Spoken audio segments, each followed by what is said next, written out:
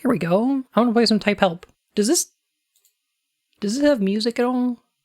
Or should I put something else on?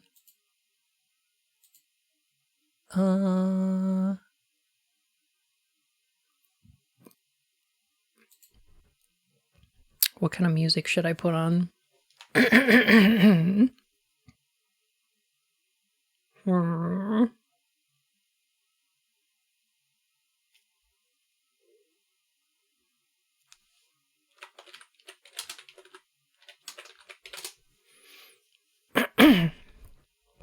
Straight up text adventure? I think it kind of is, from what I understand. It's all text. Root Tree soundtrack? You know what a thing about the Root Tree soundtrack is? I couldn't find the 5Ps song on YouTube.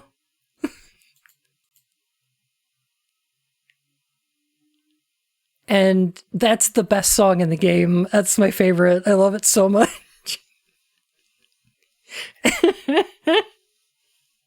It got stuck in my head for days.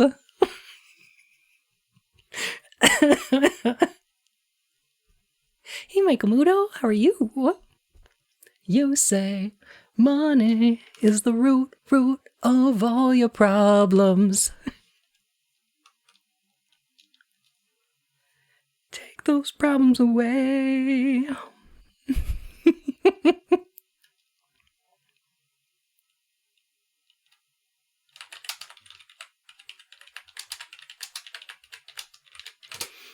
Can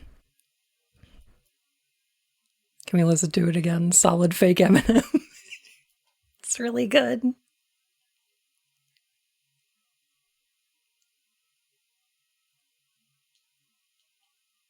I don't know if I could find it.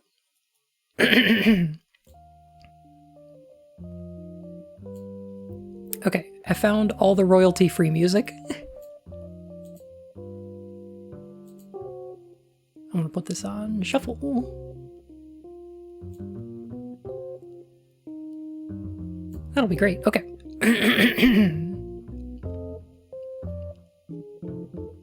Beef Baby is a great number 2. For me, it's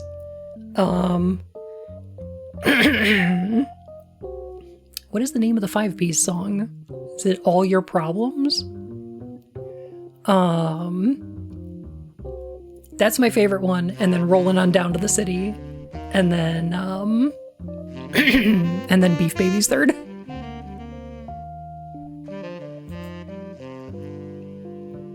But I'm just a bigger disco fan.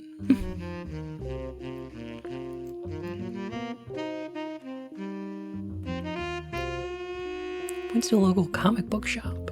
Huh.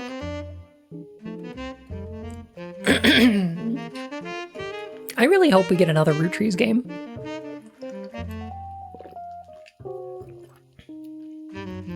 I think that would be great.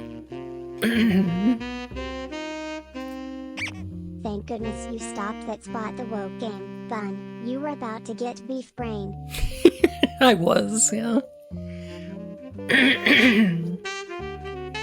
On Sunday the 7th of March, 1936, a group of locals walked the long and muddy track to Galley House. As far as any of them were aware, the house had been empty for decades. What brought them there that day remains unclear.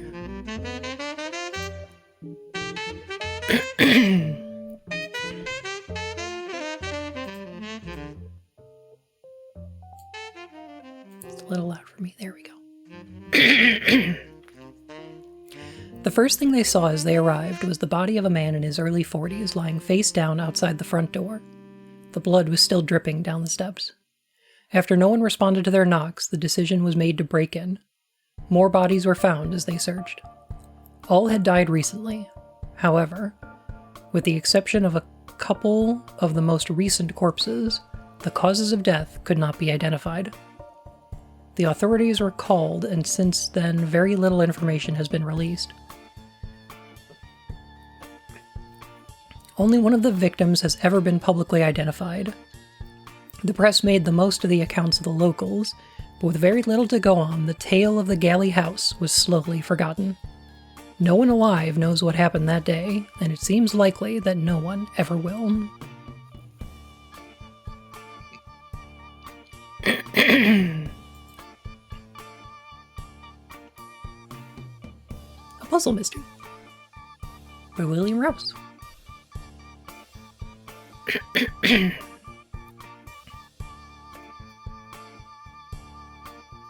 Wizard Bios 1992. Okay. Alright.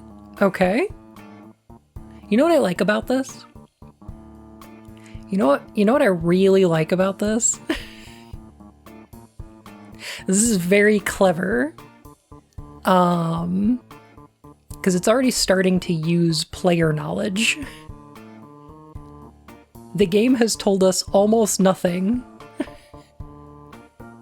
And we can still use outside knowledge in order to proceed. That's very clever. I like that this is the first thing you do. Whap!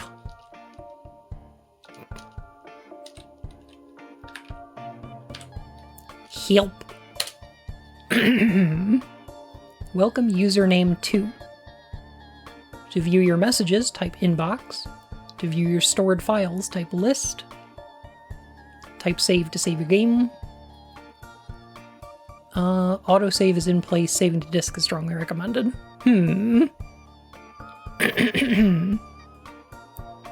Fucking, log into the terminal and configure the Ethernet ports for VLAN.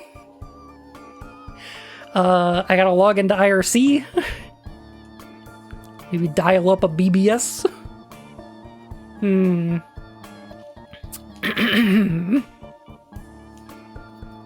Check the printer port for illegal RAM. Sure. Let's check the inbox. You have 1 messages. From Alan Thomas. Subject brief.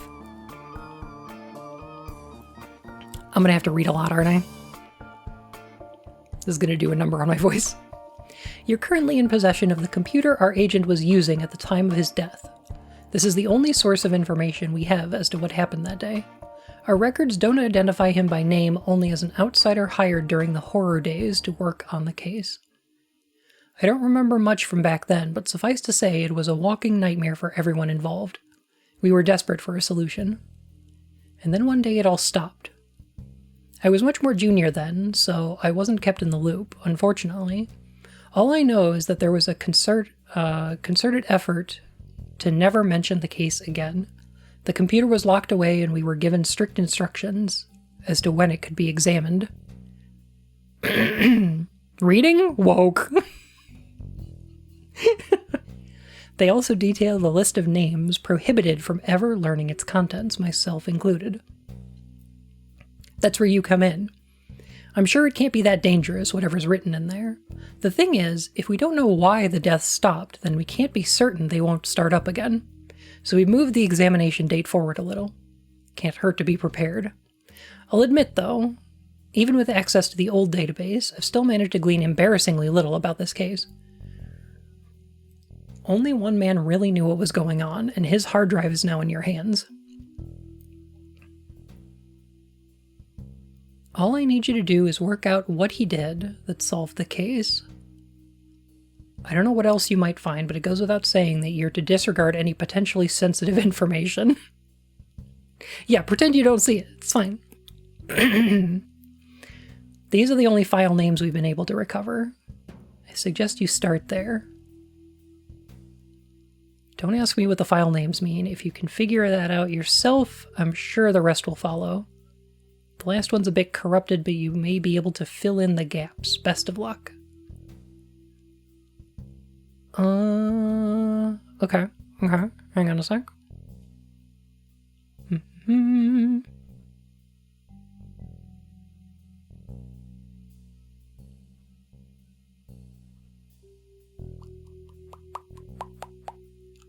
Where do they keep that now?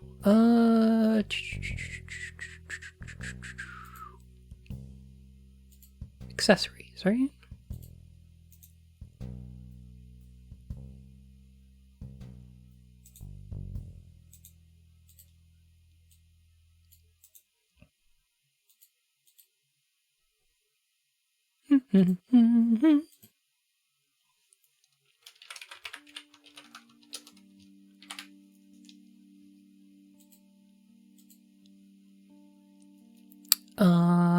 I'm going to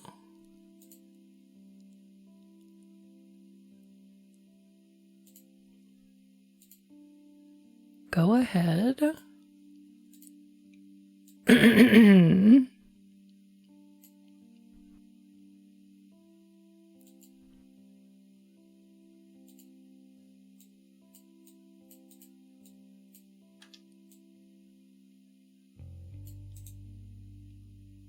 What is going on here? Hang on a sec.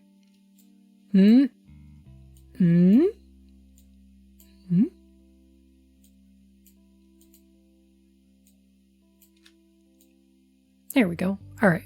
So I'm going to put my notepad just a little bit up here. Okay. Let me just... There, that's a little bit better. All right. JPEG Blue, thank you so much for the follow. How are you?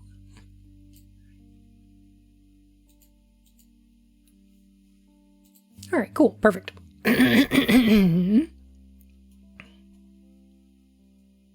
Love to keep a notes. List. Show me my files. 00 readme.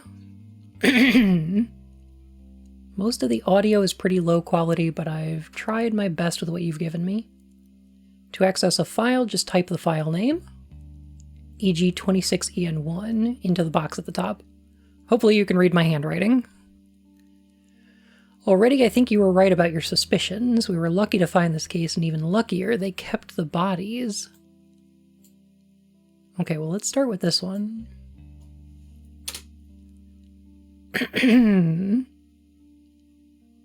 Added to file list. 26en01 was not on the other list we got.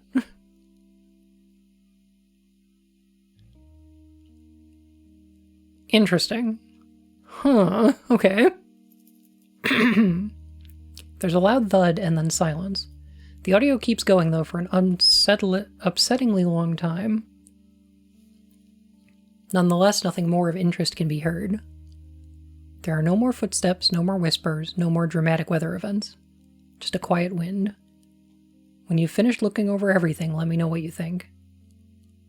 Edit. Looking back at all the deaths, it's clear there's one that doesn't quite fit the pattern.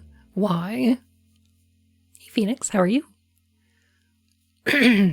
Edit. My theory was correct. I've added one more scene that should complete the chain of events.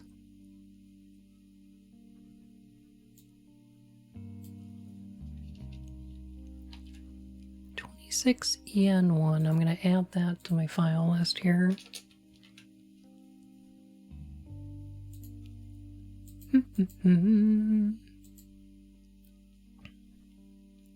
All right. Starting from the top.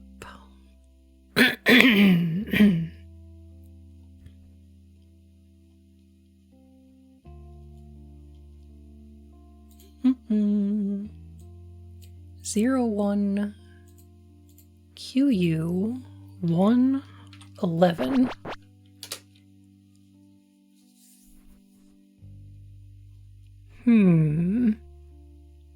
Do y'all need this text bigger, by the way? I think I can zoom this in a little. Maybe.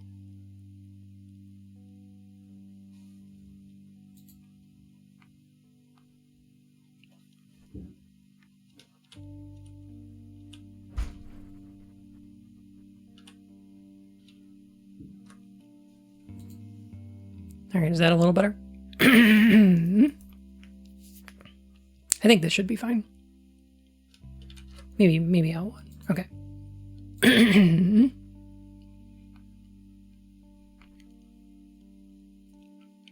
The rain is louder outside, making it tricky to hear what they're saying.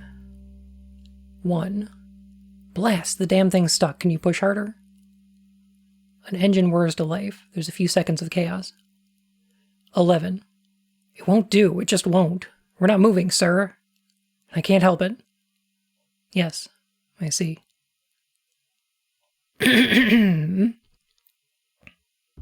We'll come back tomorrow when it's light outside. Blast the damn thing. Blast this weather. Sorry, you work for Rupert, do you? For as long as I can remember, sir. Well, I hope he knows what a foul situation he's put me in.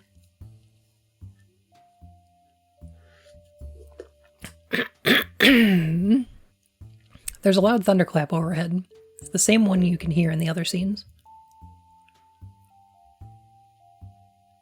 It's a loud thunderclap.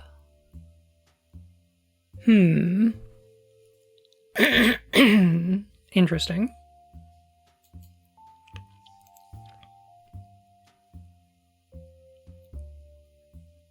It's the same one you can hear in the other scenes. So we'll be able to place a time to this, right?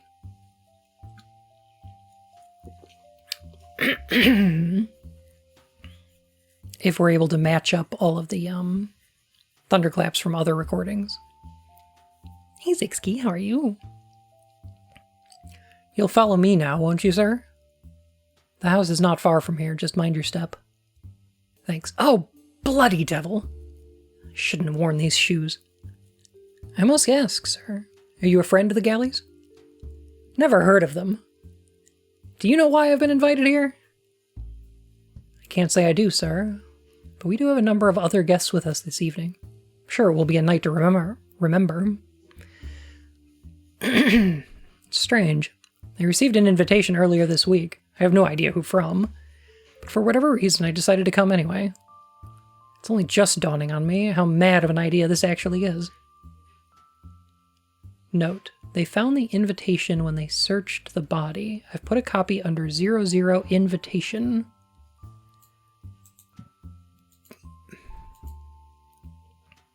Not mad at all, sir. It's a privilege to be a guest at Galley House. And if there's anything you need, sir, let me know. Is this it, then? Yes, sir. At the top of those steps is the entrance to the house. Please knock, and Mr. Galley should answer the door. Person 11 hurries off, and Person 1 climbs the steps and then knocks.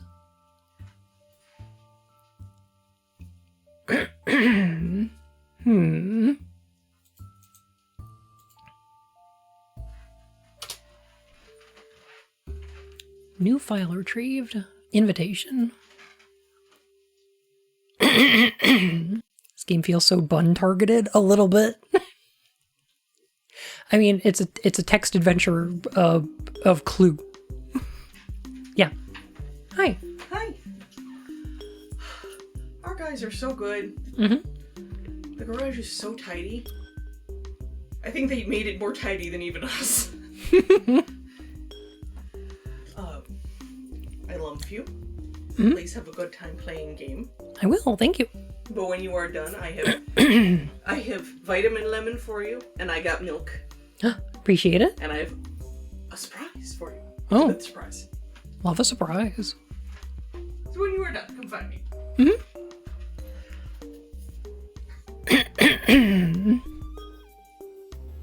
Can you finger files in this game? I don't think so. I didn't know you played text adventures. I did when I was much younger.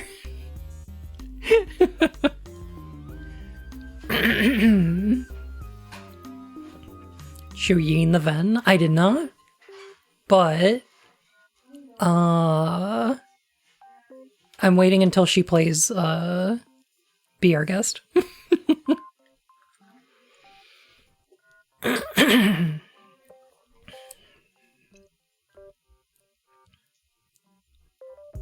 My dear friend, I'm sorry to hear about you and Claire. I always thought you two seemed perfect for each other. But I've never been a good judge of these things, I suppose. Why don't you come down to Galley House this Saturday evening? I'm having a small gathering for my birthday, and you'd be more than welcome to stay the night with us. I could introduce you to my family. None of us have your talent, of course, but I have recently acquired something that will keep you interested if you decide to come. It's not perfect, but sometimes when you close your eyes, it's just like someone else is in the house. I'll make sure to have it running by the time you arrive. Don't be fooled. There are no ghosts in Galley House. Rupert Galley. I'll make sure to have it running.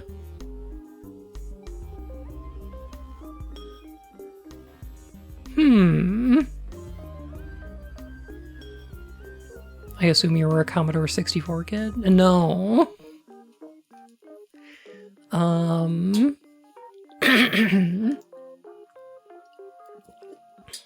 I was a Sega kid.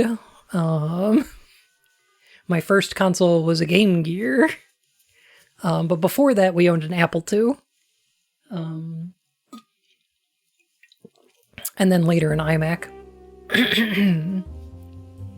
And then I didn't have a computer again for like 15 years. Aside from like at school.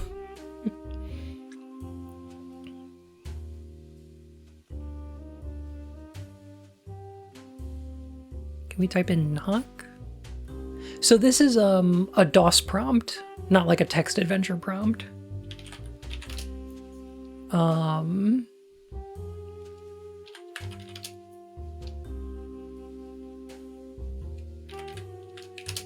I like your thinking, though.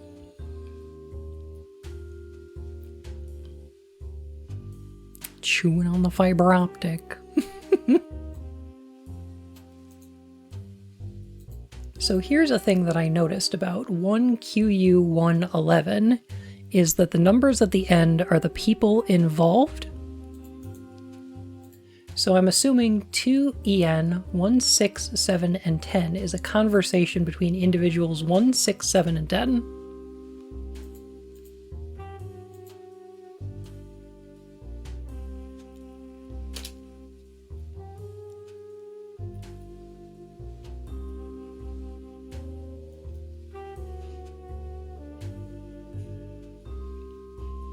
Takes on the trappings of an operating system? Yeah. Can you ls to list files? No.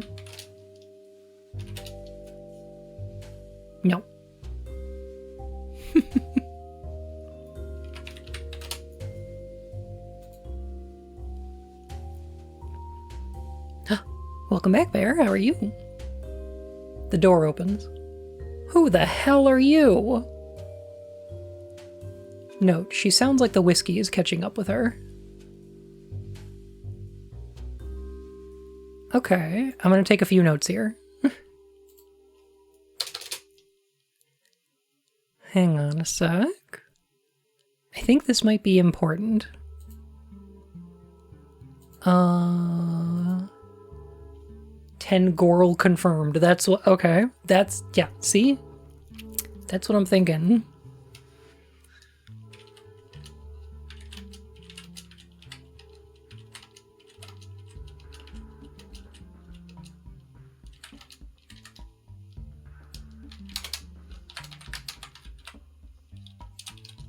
What is the name of the family? Galley?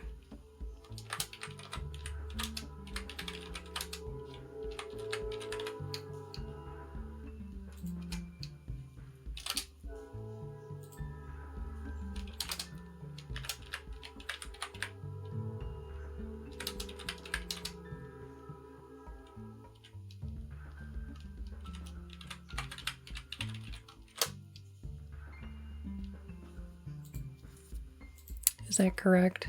Item 00 is the invitation. Okay, yeah.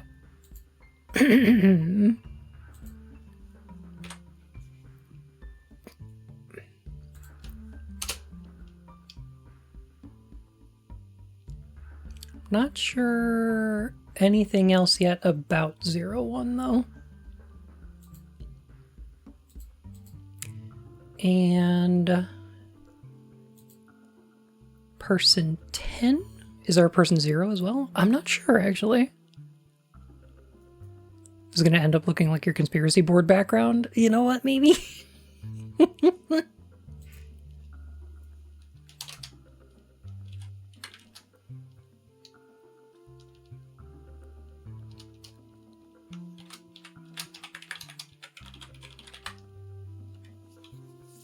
Okay. I'm gonna note this down for now. I feel like some of this I'm gonna want to be able to remember.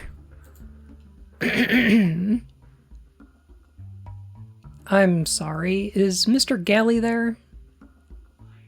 He's somewhere... Ugh, I feel sick. Excuse me? Just wait here, I need... Oh god, where's Thornton? The door closes, there's a pause, and then it opens again. Hello? What do you want? Hello, I'm looking for Mr. Galley. That would be me. Fantastic. I'm so sorry. My car got stuck in the mud just down on Quail Lane, so I'm a bit later than... You haven't told me why you're here. Why I'm here? I have... You sent me an invitation. I brought it with me. You've got the wrong person. I've never seen you before in my life. I swear, you're Rupert Galley, right? It seemed like you had something to show me. Eddie, what's going on? Who's this? I'm in the middle of talking to him, Vic. Sorry, is there a Rupert Galley here? The invitation said... There's a thud on the floor nearby. Bloody devil, where did that come from? Ignore it. I've lived in Galley House all my life, and I've never heard of a Rupert Galley. So I'm afraid you've got the wrong place. Goodbye. Wait, please. Eddie, look at the weather out there. You can't let him out in that. Vic, we've enough guests as it is. I'm sure we could accommodate one more, couldn't we? Come inside, please, before your toes fall off. Thank you so much. That's very kind. Everyone else is in the living room. I'm sure someone here will know what's going on. It looks like the doll broke in the fall. Oh, I'm so sorry, Eddie. Please try and calm your sister down, Vic, or she'll end up killing someone.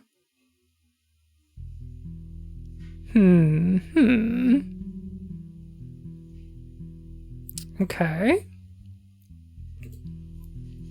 So now we have number 6. Eddie Galley. And number 7, I'm assuming...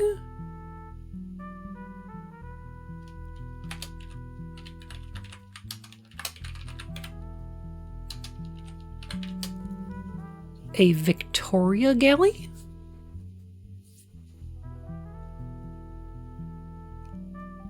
Who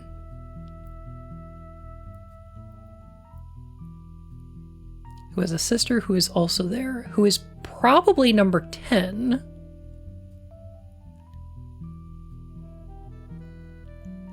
Somebody just passed out.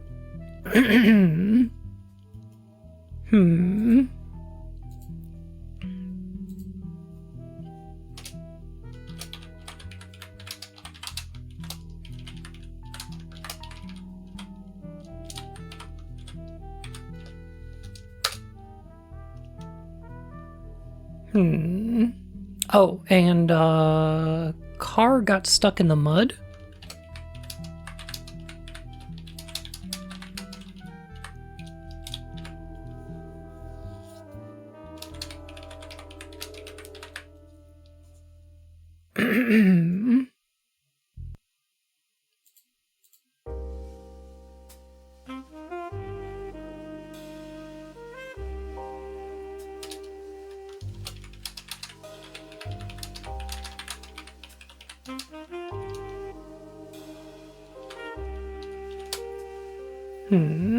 Okay.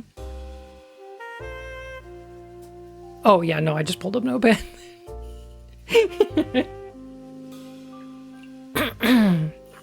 I assume guest number 1 is named Brad Majors. Asshole.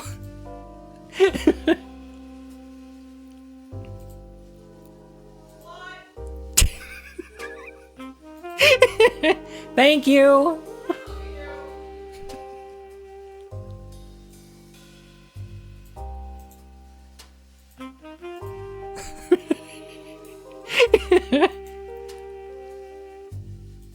I hope y'all heard Yeen downstairs.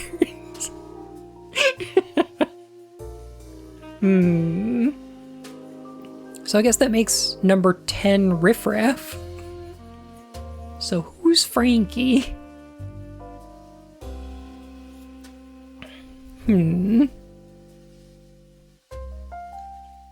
4 more people enter the living room. Here you are. Is Eve with you? No, we brought someone else, though. Hello. I'm dreadfully sorry. Is there somewhere to hang my coat? Who is this man?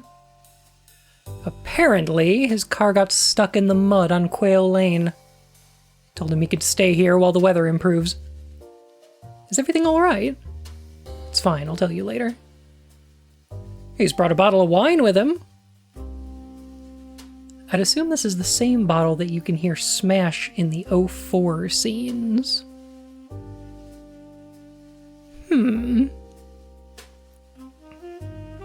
Well, I should hope you weren't counting on our hospitality. Well, actually, my name's John Hobbs.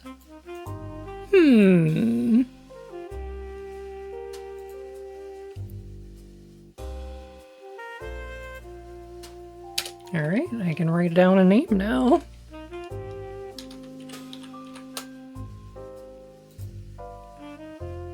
Lomst reference. Sheepish, how are you? Good to see ya.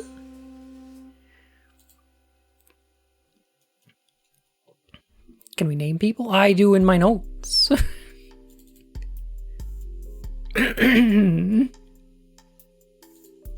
John Hobbs sounds very much like a humanist. If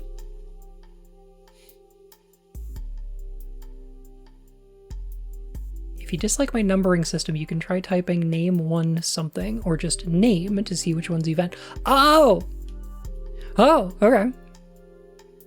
Interesting. Just woke up now. I hope you're doing well too. I am, yeah. I worked on something over the weekend that I've been showing off to people who I think might enjoy it. Hang on a sec. I gotta go to my chatting screen for it though.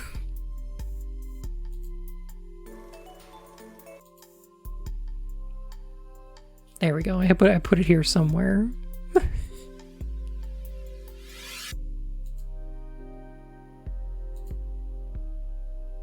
Yes, okay, hello. So, I noticed that Chai left a bunch of the sprites for characters in Be Our Guest. So, I made a little VTube model out of it. It's a little dumb, but I'm kind of proud of it.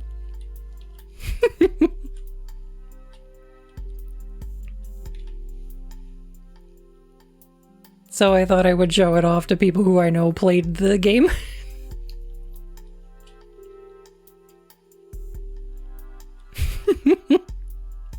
Well, thank you. Lumpy bird.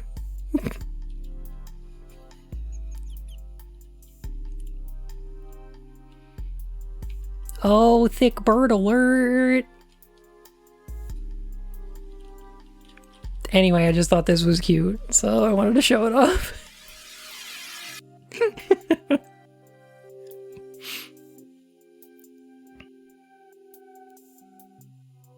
Hungry for shrimp. That's how they get good and pink. Yeah.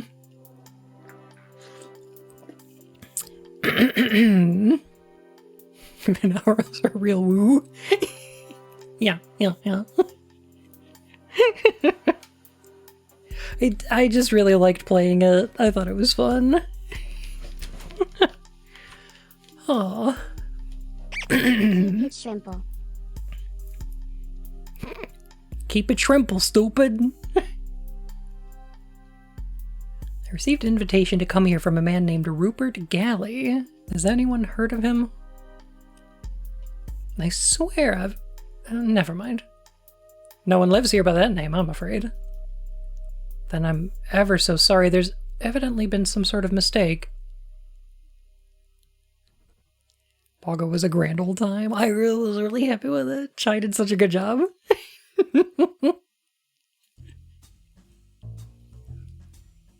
Lists all the Assassin's Creed games as woke because they have a diversity disclaimer at the start. Oh my god.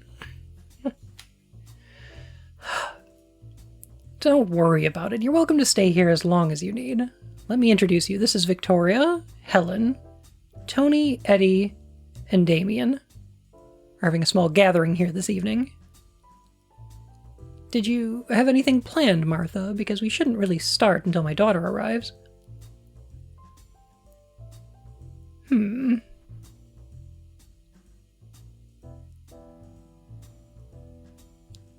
Okay. I don't think she'll be coming anytime soon. Excuse me.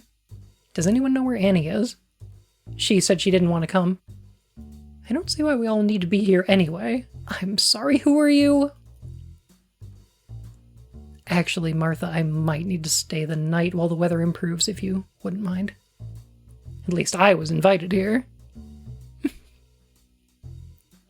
I suppose we could accommodate one more. I'll show you to the spare bed in the study, Mr. Hobbs. You'd best come with us too, Damien.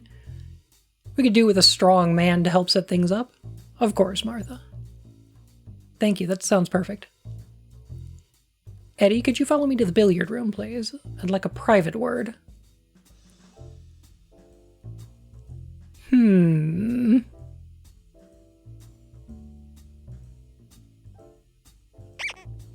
are you okay? Are you okay? Are you okay, Annie?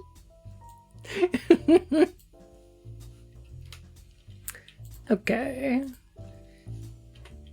Name one. Here we go. John Hobbs. Okay.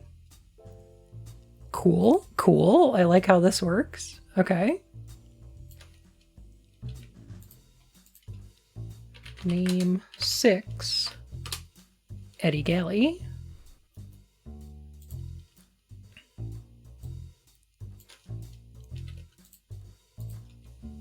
Name 7. Victoria Galley.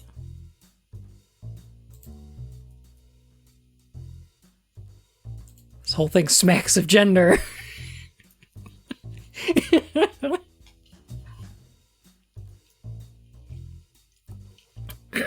Which Blem was exactly 110 less. 990.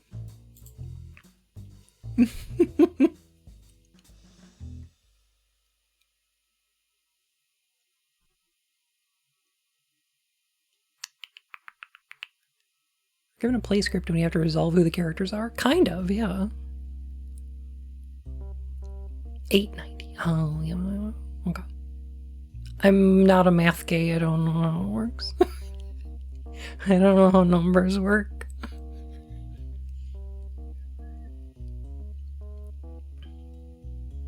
Okay. You'd best come with us to Damien. Name 8. Damien.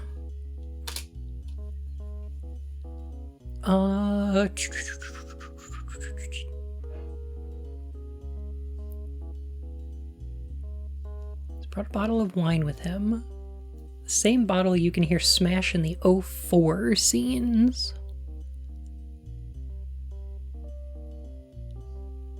Okay.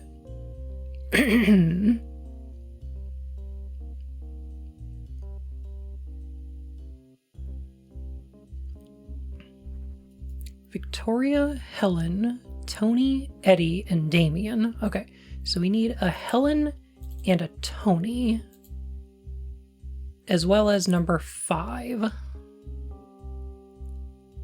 Victoria, Helen, Tony, Eddie, and Damien.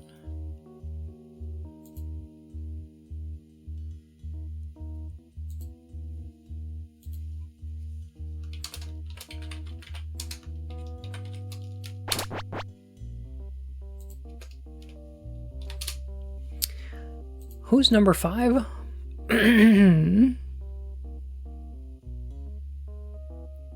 can teach you if you teach me to multiply like a bunny. Wah.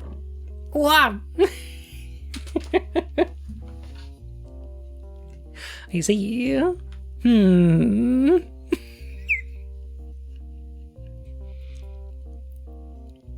I know why we, the player, have the computer with these files. Do we know why these audio files existed?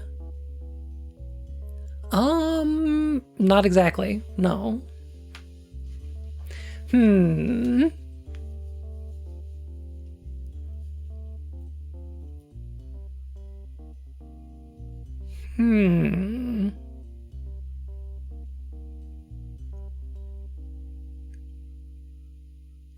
on a sec. Victoria, Helen, Tony, Eddie, and Damien. Martha is a name that's missing from that list. Therefore, number 5, Martha. I'm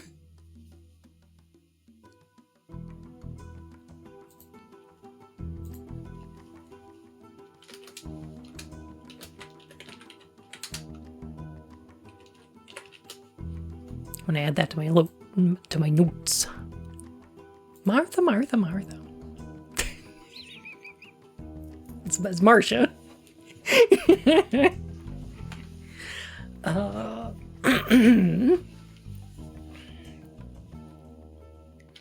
Name 5 Martha.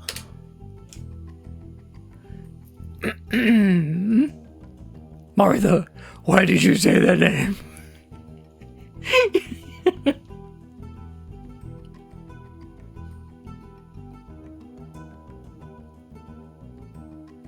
Okay, so let's see. So who else do we have here? Number 4?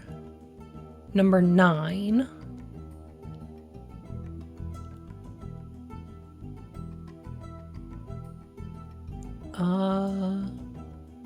Okay, just 4 and 9. Alright. Okay. Alright.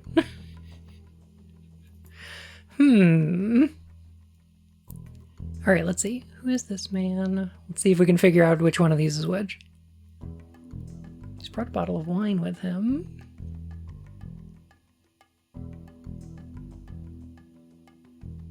Victoria, Helen, Tony, Eddie, and Damien. So between 4 and 9, one of them is Tony and one of them is Helen.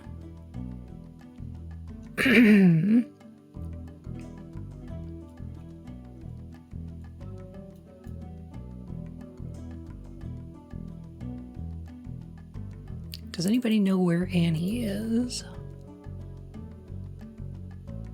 I don't see why we all need to be here anyway.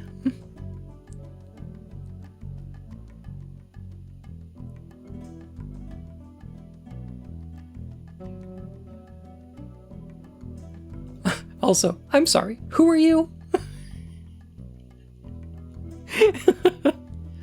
Huh?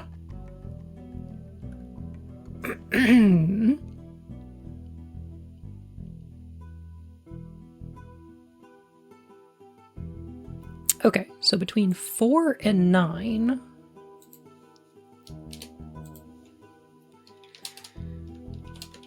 Helen or Tony...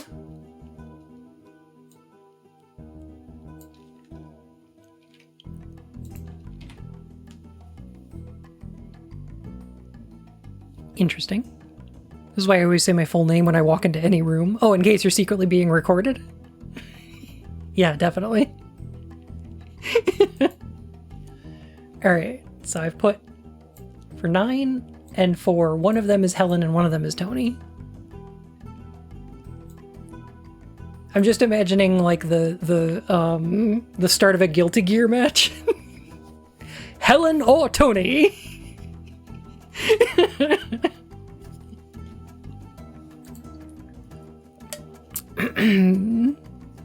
Let's rock.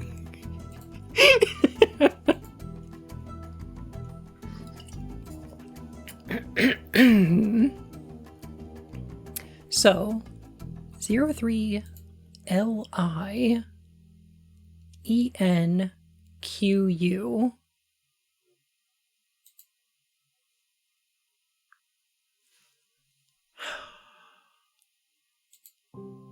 I don't know what QU stands for, but EN should be the entrance and LI should be the living room, right? So the first number seems to be an order of events. The second is which room this takes place in. And the numbers afterwards are the people involved, right? Blue's Clues LARP. Oh. That's kind of funny.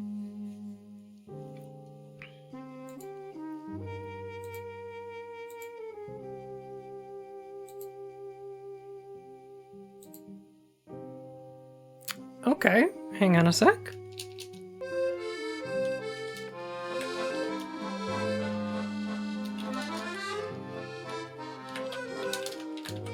Van. He accidentally stayed up all night watching some about a certain game involving weight precipitation. It was a good time at Applebee. The balloon. Gotta get the balloon. The balloon. Gotta get the balloon.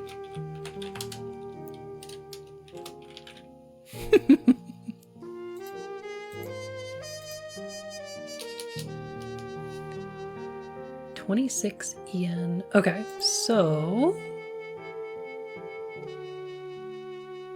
Oh, and there was that other file that we found.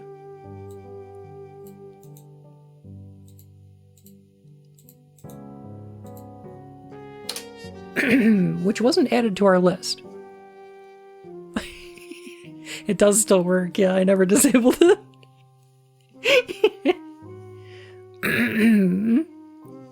Well, I hope you enjoyed, Kira. There's a loud thud, then silence. The audio keeps going. Nothing of interest can be heard. There are no more footsteps, no more whispers, no drastic weather events, just the quiet wind.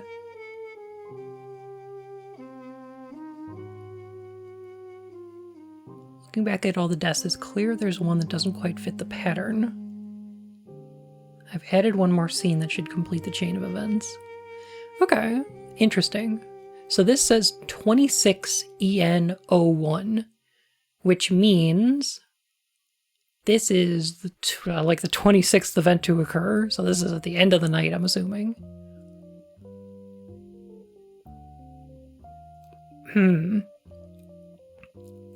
At the entrance, and the only person is 01, our friend John Hobbs, but doesn't speak. I'm wondering, since all of these events so far have had person of interest 01 in them, John Hobbs may be the undercover cop, and these are recordings from a wire that he's wearing. I think that might end up being the case. At least that's my running theory. So let's see.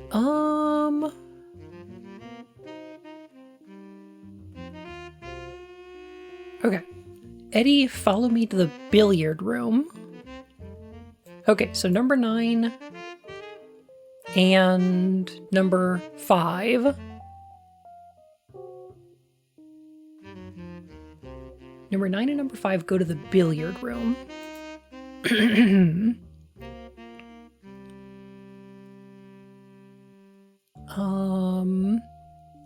Number 1, 5, and 8 go to the spare bed in the study. And the rest of them stay in the living room. Okay. I think I've cracked this.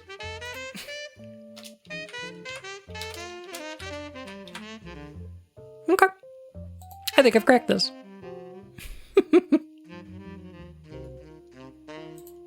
So check this out. Okay. 04, study.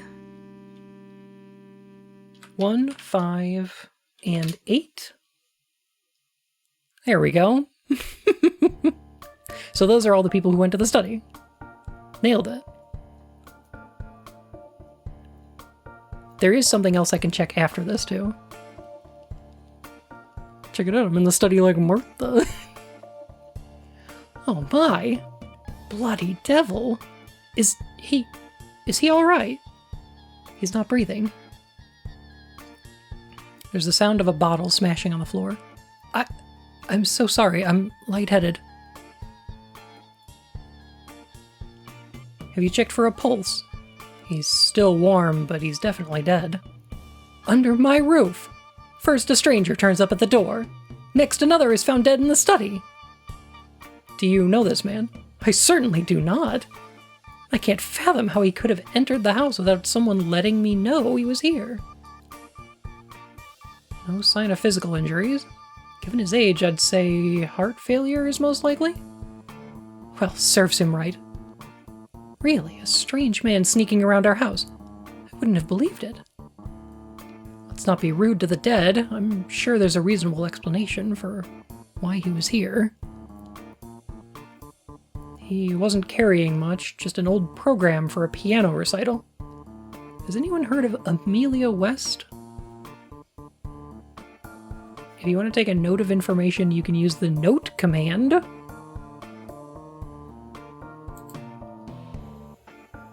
How does that work?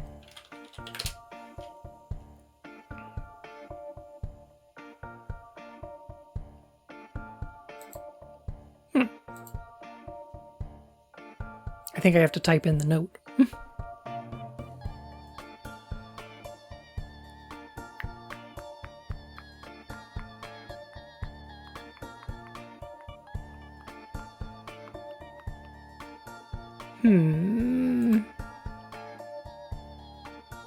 I'm beginning to think...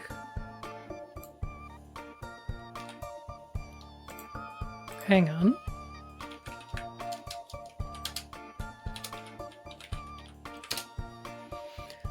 Okay, I want to fix that.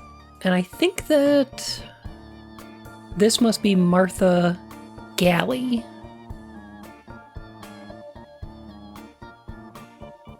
Under my roof.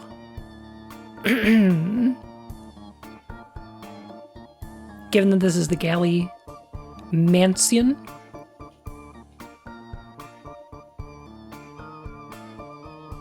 Gotta be, right?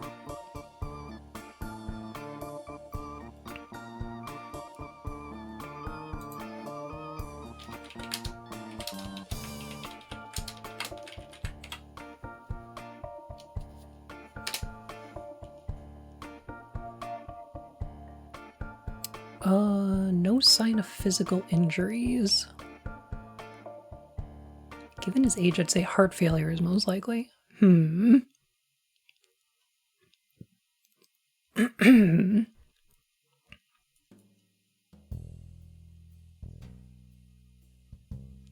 a composer I've heard of. Mr. Hobbs, you wouldn't have anything to do with it, would you? No. I haven't a clue what's going on, I swear. But if I've arrived at a bad time, I'm sure I could find somewhere else to stay. Nonsense, Mr. Hobbs, we'll sort this out. In the meantime, perhaps it would be wise to keep this between ourselves. Damien, darling, would you fetch Thornton, please? I'll go and call the police. Certainly. I'm awfully sorry about the bottle. It's the least of my worries, John. Was that your name? Why don't you come through to the dining room with me? It should be empty. You'd best sit down before you collapse. Okay.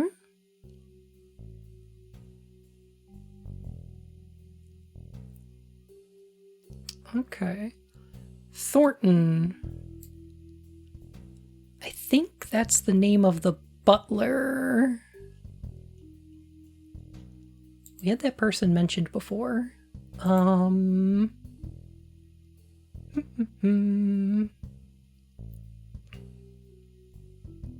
Just wait here. I need, oh God, where's Thornton? Right.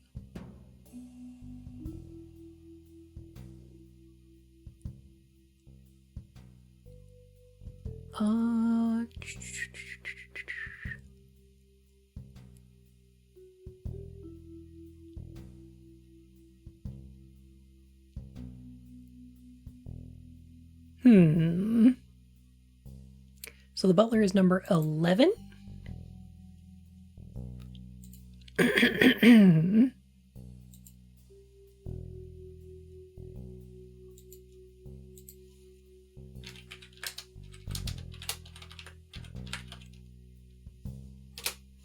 It's Thornton, right?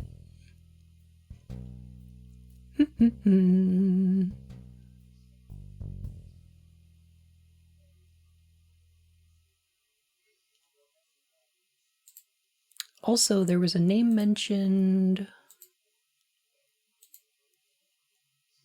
in the... Oh, actually, living room might be library. Living room. No. Okay. Is Eve with you? There we go. Okay. So I think 10 is Eve.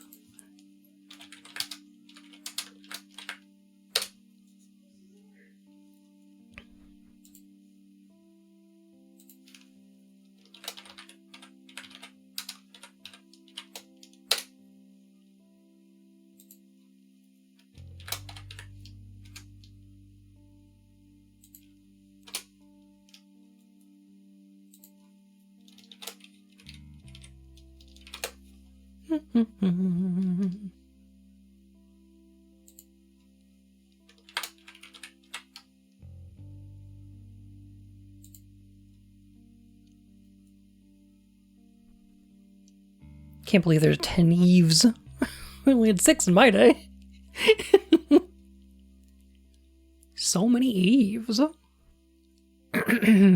Too many Eves. Too many Eves. Alright, so actually 2 and 3... I mean, we need to sort out Helen and Tony of 4 and 9. But 2 and 3, I don't think we've seen yet. 1, 6, 7... 1, 4, 5, 6, 1, 5, 8. Yeah, okay. Yeah.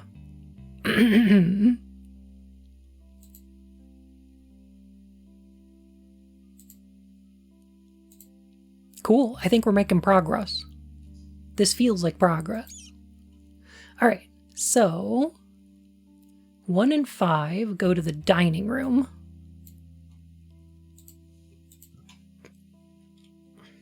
Oh, 5. Dining room. 1, 5. This is cute. This is a really fun way to kind of like insert answers as finding file names and stuff. This is great. This is a fun the important thing for a deduction game like Golden Idol or Duck Detective or Oberdin, I find one of the most important things about it is the answer sheet. So it gives you information and clues and scenes and then asks you to fill out an answer sheet. And I really like when games do creative stuff with that answer sheet because for stuff like Oberdin or Golden Idol, it's very literal. It's filling in the blank type, like figure out an answer sheet. It's like getting a Scantron. But this is a really cute way to do this. Another game that I really liked the way they handled the deduction elements and the answer sheet in specific is The Sinking City, which asks you to like go to the library or search for clues, and those clues give you an address somewhere in the city. And so the open world is an answer sheet because it asks you to go to specific locations that you have to find via clues. And then when you go there, you find out if you're right or not, because if you go there and you're right, then there's like story and clues and stuff like that. So it's very good. I like this. Played through Tunic and got some of those vibes too. Yeah. Tunic has some interesting answer sheets because they're all of the places where you have to use clues that you decipher through the language. When you figure out like which buttons to press in a location, it's like an answer sheet. It's really good.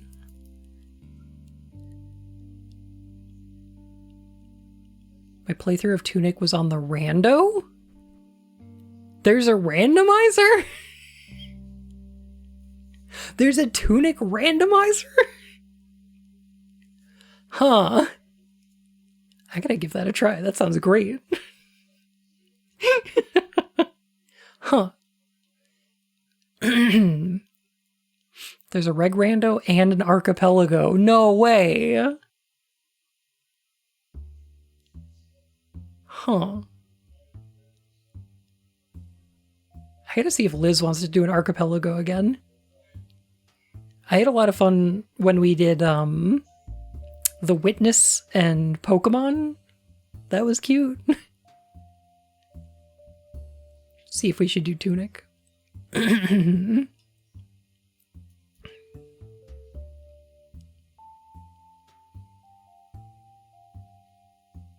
to join a community AP.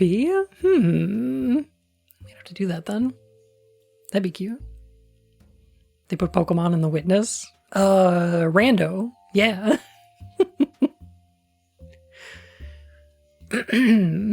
Now, John, tell me why you're here. I'm sorry, it's not quite what I was expecting.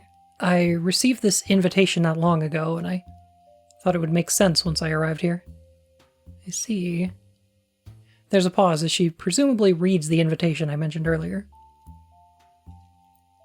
I don't like the tone of this, I'm afraid. I don't like the tone of this. I'm afraid I've never heard of a Rupert Galley. Could he be a distant relative? He's unlikely to be. I wasn't born a Galley, I only took the surname for myself. Nailed it. Well, it would have been around the time I moved into this house, I suppose. I was hoping you might be able to shed some light on why I'm here. We were just having a small gathering here tonight. I think Eddie must have organized it. It's just for close friends and family, though. I don't know why we suddenly have strangers turning up. Who else is there? Well, there are 10 of us in the house total, not counting whoever we found in the study. Oh, and Thornton, of course. That makes 11. He's our butler and our only member of staff. I nailed it. I'm glad we confirmed it, but I nailed it. As far as I can tell, this is true. We found no evidence of anyone else in the house. What's that you're holding, John? I found it near the body. I thought it probably wasn't one of yours. I was thinking someone else might recognize it. That's the key to the chapel. I haven't been there in a long time. Huh. Well, that's something to look into, I suppose. Actually, John, could you go and take it to our butler? He'll be dealing with the mess in the study. Oh, certainly. I think I met him earlier. I'll go there now. Thank you, and you're welcome to join us for dinner later on. Thornton hears a whodunit. Jesus. Okay, so I'm gonna note down that there's a chapel. Like a chapel exists? Interesting. And there's a key to it.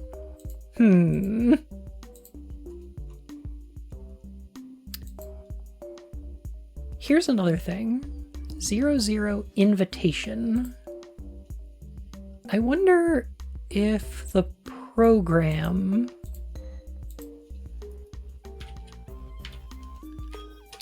is also in our evidence? No?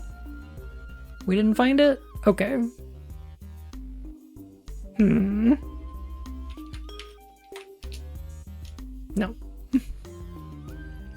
What about 00? Nope.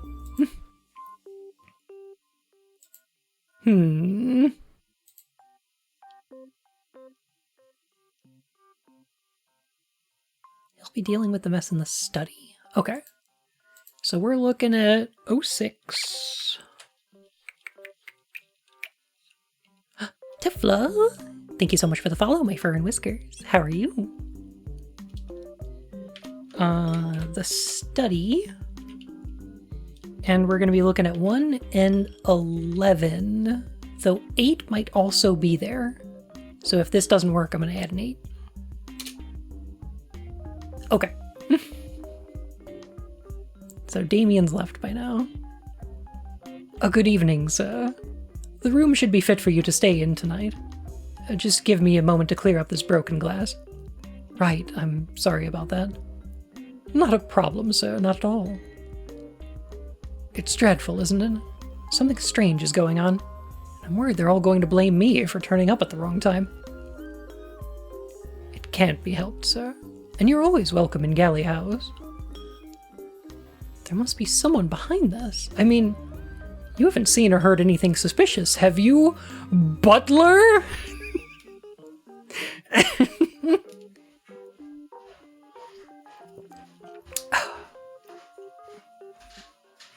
I spend most of my time in the kitchen, so that's where I've been since we last spoke. I heard the front door open and close, and then open and close again. Presume one of them was for you, but I don't know who else came in. I'm sorry to interrupt you. Huh? May I borrow you for a very quick moment? Sure. I'll be right back then. Give me a moment.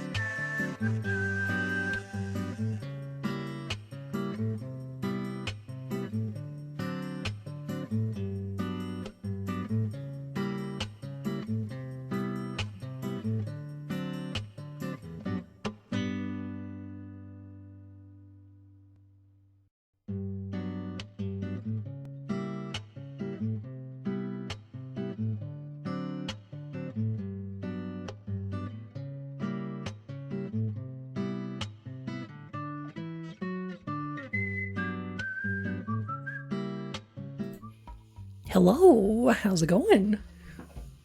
Oh. Oh.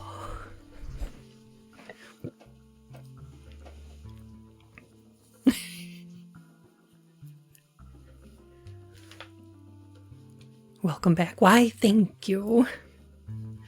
Yin was a little worried that Rocky's nose was bleeding, but it just looked like boogers to me. So I'm pretty sure he's fine. Communism was a red herring.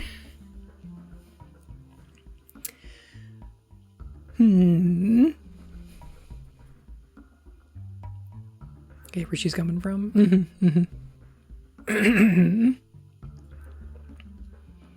Watch the end of the Silent Hill 2 analysis again just to see the clue ending.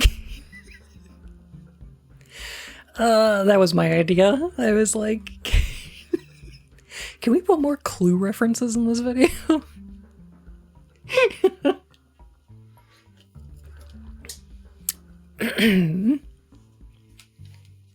Angela's walking up the staircase and it's like, for me, it's always like this.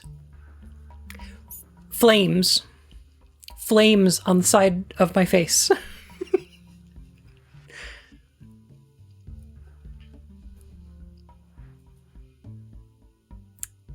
I spend most of my time in the kitchen, so that's where I've been since we last spoke. I heard the front door open and close, and then open and close again. I presume one of them was for you, but I don't know who else came in. Did you see anyone else? Yes, sir. After the front door closed for a second time, a guest arrived in the kitchen. She seemed rather inebriated, but nothing out of the ordinary. And then, around the time the bottle smashed, a second guest arrived in the kitchen. After he left, Mr. Maseko arrived. As I was tending to the inebriated guest, and informed me I was needed here. Note, I've done my best to fact-check claims people made about where they were and who they were with by tracking each person through the different scenes. If anyone lied, I'll let you know. Okay. Okay. So we get markers for lies. As far as I can tell, Person 11 is telling the truth about where he was and who he was with in the kitchen.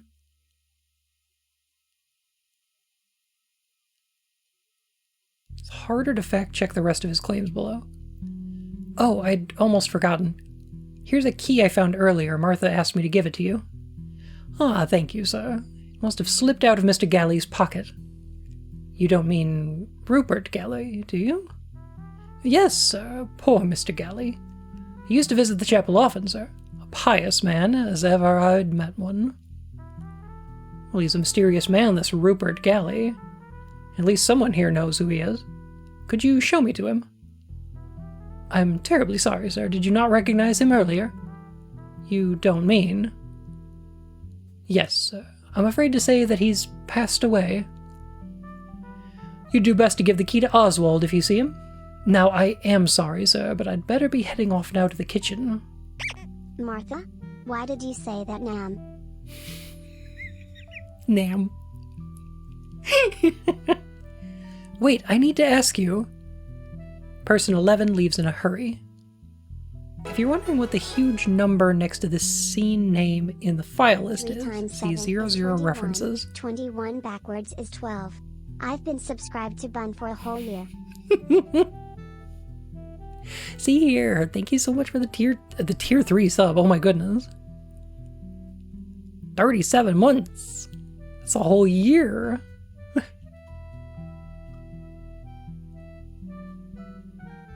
Oh my gosh. So, let me check 00 references, I suppose. You may have noticed the gray numbers to the left of the scene codes in your list of files. They denote how many references there are to other scenes you haven't discovered yet. Oh, this is like root trees. A reference could be when people say they'll be somewhere later, for example, or when they reference an earlier scene. Some of the references will be incomplete. Just because it says 0 doesn't mean that there isn't any useful information in there. These numbers are honestly kind of just a leftover from a system I made when I was putting all the scenes together, but I'll leave them in for you just in case you find them useful. Ah, hence the numbers here.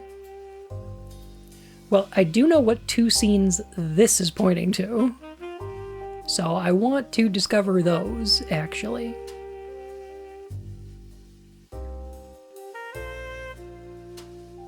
Yes.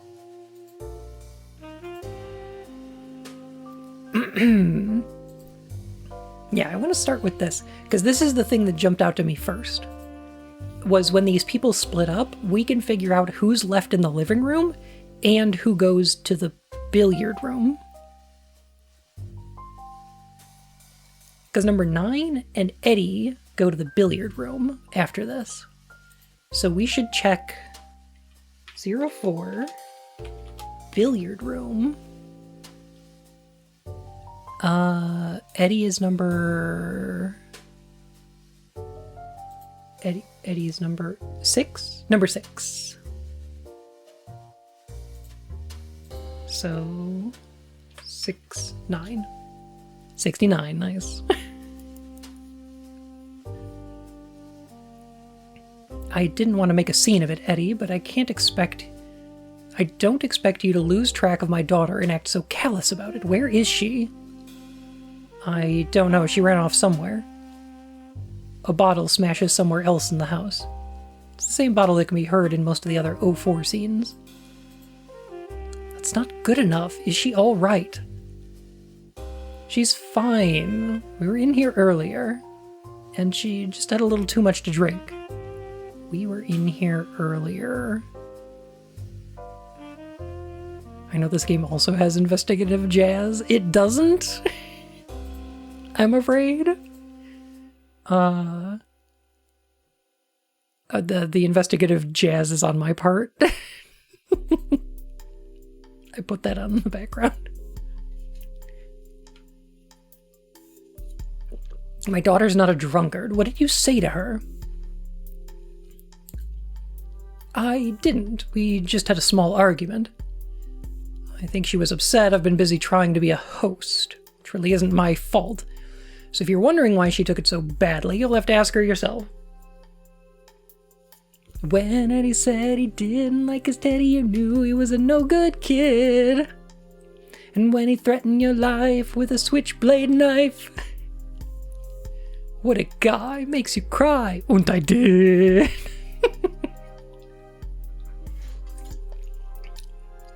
Take some responsibility for once. If she's upset, then it's up to you to go and make it up to her.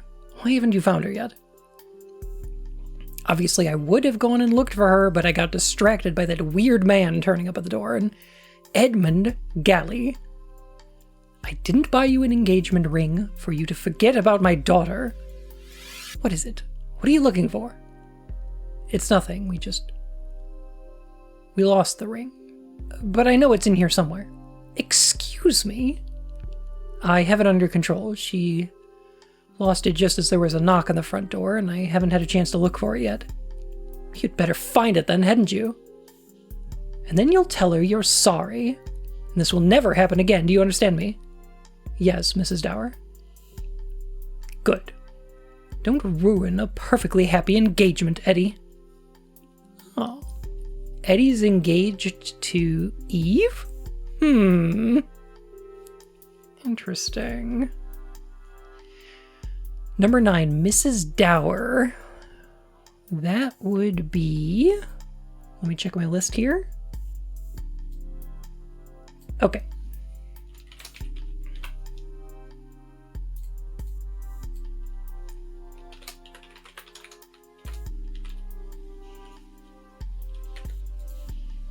Dauer?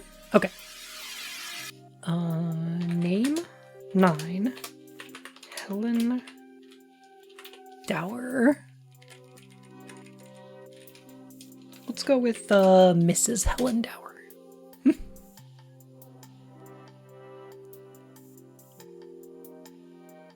And then we're looking for Eve Dower, I'm assuming.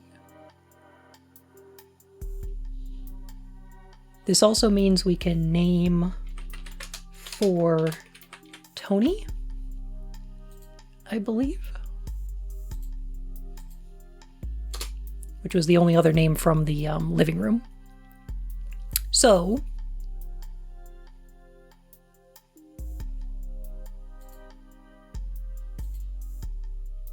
okay, 02 is when John Hobbs arrives. So let's check out 01. So before John Hobbs gets there, in the billiard room, and it should be Eddie and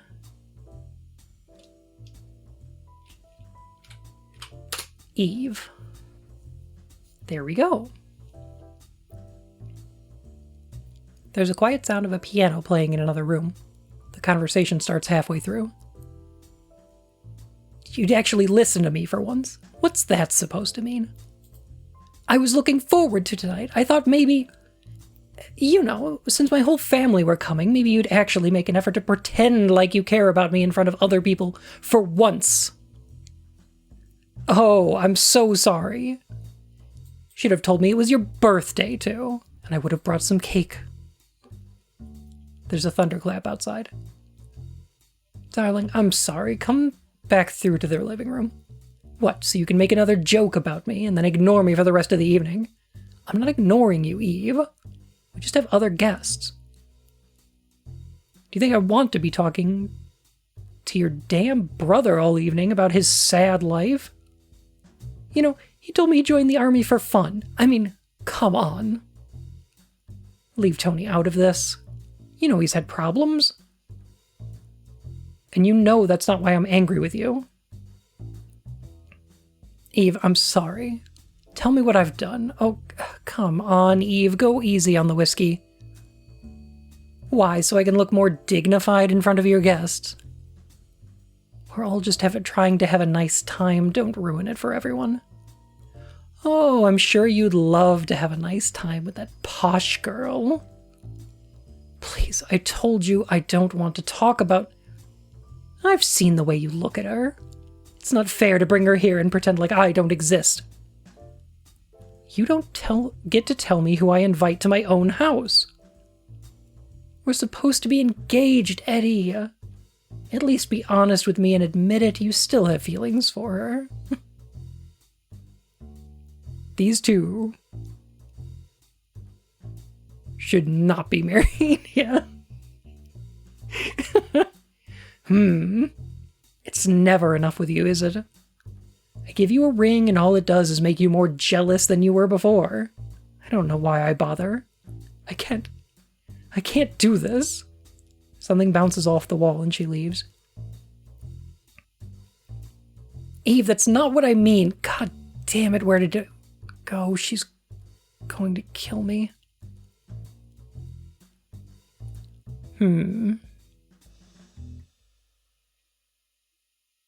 The wine. So, okay. Eve is Mrs. Dower's daughter. Tony's her brother. So, name for Tony Dower. Name 10. Eve Dower.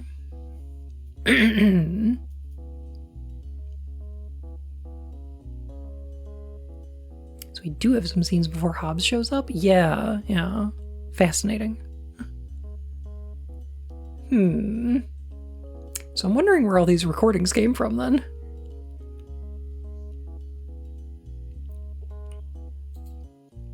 Alright, let's check out.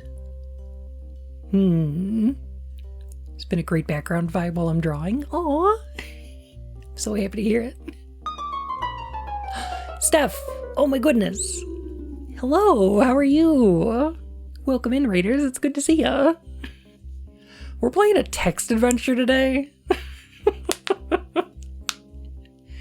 I don't know why I decided this was a good idea, but guess what? It was.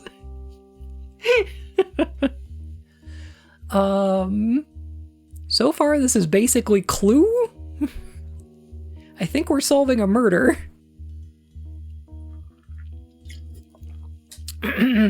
Or several murders. I think everyone winds up dead. There's so many dead people. There's so many bodies.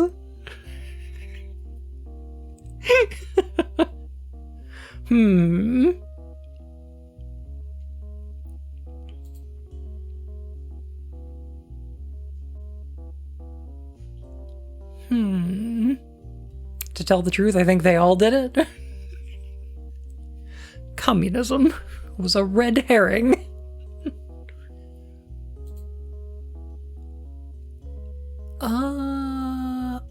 Okay, so here's the thing. There should be a living room scene that happens before this one. But it says here 4 more people enter the living room. So if we can find out who the 4 people that enter the living room are, we can figure out who was in here before that, right? We can also figure out the scene after this, because we know that... Never mind. They all leave. Never mind, they all leave. Alright. I thought there was people left in the living room after Mrs. Dower and Eddie went to the billiard room, and then Damien, Martha, and John went to the study.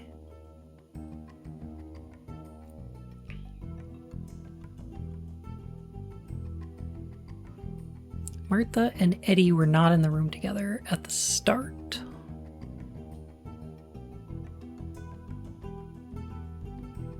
The living room?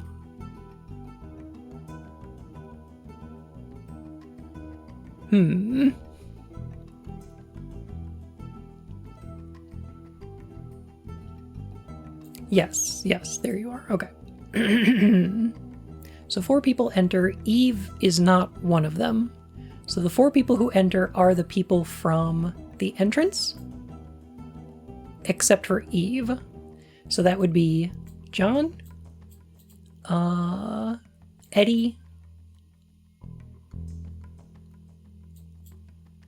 Victoria,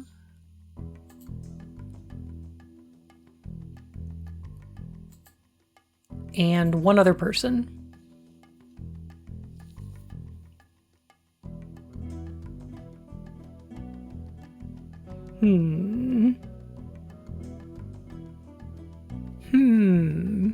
Okay, so who was in the living room before this scene? We can cross off 1, 5, 6,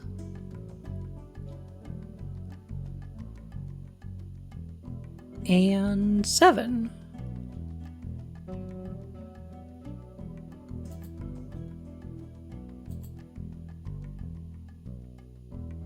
No, 5 was in the room. Okay.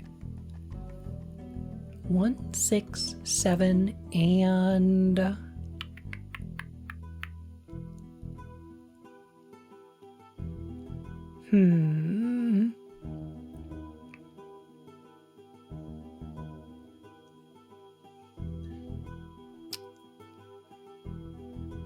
This gives me script for Clue vibes, for sure, yeah. This is actually just logs from a muck. Oh my god! There was a murder in Furry Muck. Oh shit.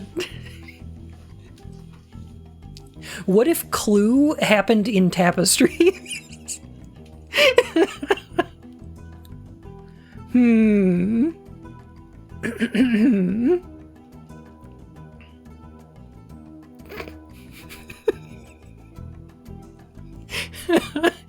Teeth mark forensics. Oh my god. I don't know what a muck is. I'm not sure I want to ask. So, a muck was a type of... Okay, so back in the day, the early online games we had were text adventures. Online text adventures were called MUDs, also known as multi-user dungeons, which were like online text RPGs. Mucks were an extension of that. I don't know if I remember what CK stands for. Like multi-user character something. They were similar to MUDs, but they were more roleplay focused and less combat focused. They weren't like RPG dungeons, they were like VR chat. Multi-user creative kingdom? That sounds about right. Yeah. So the mucks tended to be a little more roleplay, a little less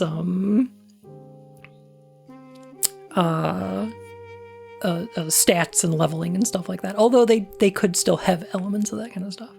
All caps made me nervous. The biggest mucks that I remember back in the day were Furry Muck, which obviously was the furry one. And Tapestries, which we don't talk about. We don't talk about taps. Don't worry about it.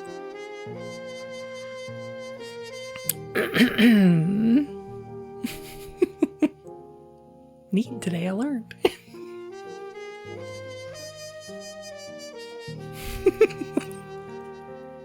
Shush.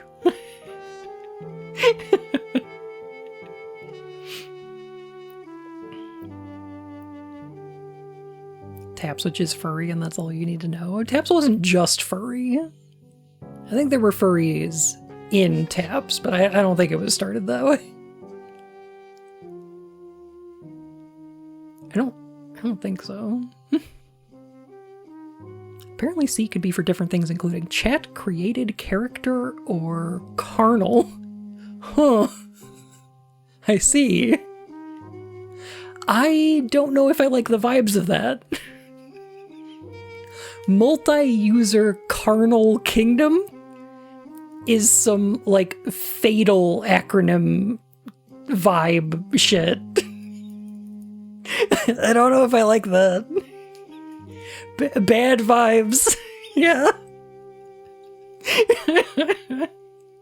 Once they decided that fatal stood for fantasy adventure to adult lechery, is that what it is?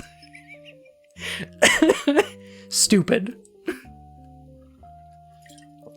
So stupid. Newbie. Have a good night. Thank you for hanging out. Goddamn fatal mention. Ugh. You know what the funniest thing for me about Fatal was? Fun fact. Actually fun though. Multi-user caramel kingdom yam yam. Caramel Kingdom, I love that. But you're worried about describing certain things about that game that might get me banned from Twitch. Do you want to talk about the urination skill or anal circumference?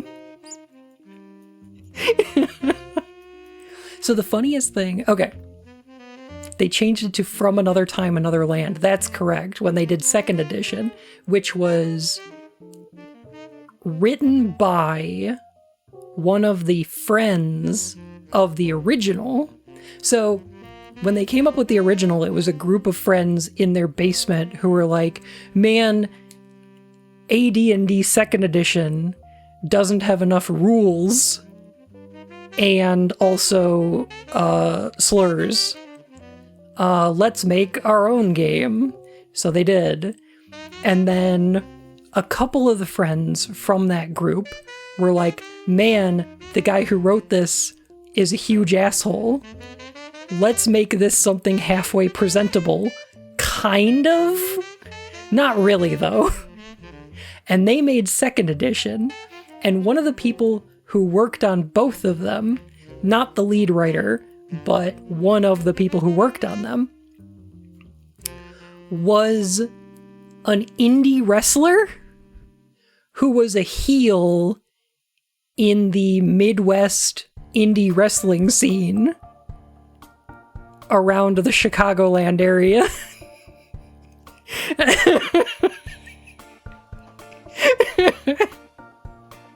I mean, of course he was a heel. The bad kind of heel, where you boo for him, not because of his good technical work, but because he's an asshole. As a person. Yeah. He did an interview on RPGNet. And, oh my god.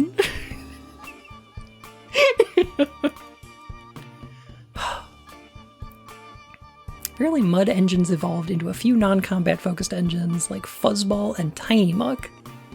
You probably just worked backwards into the meaning. Yeah, for sure. Yeah. Gods, we might be from the same neighborhood.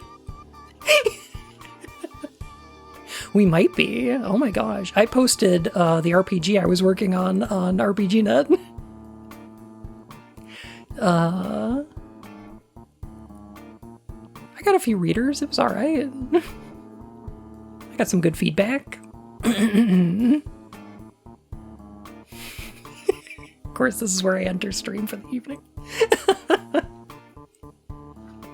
Fatal, okay, Fatal's really bad. It's really stupid. It's unplayable. It's a mess. I don't recommend reading it. Making fun of it is a lot of fun. I don't know if I'd recommend... I don't know if I have any good reviews of Fatal to recommend, because even the funny reviews and teardowns of it also really liberally use the R-slur and aren't, like, didn't age well, so, I don't know about that. But let me tell you, the weirdest game I ever came across on there was probably Wraithu. That's the worst. Not like the worst morally, because that's probably Rahowa or whatever. But yeah, Wraithu is fucking bad in the weirdest possible way. Really fucking bad.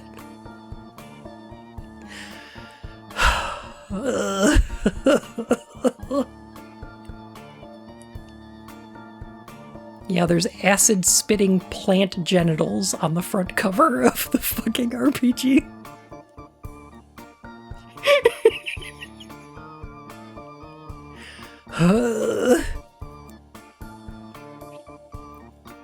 Oh, that one. Yeah, that one.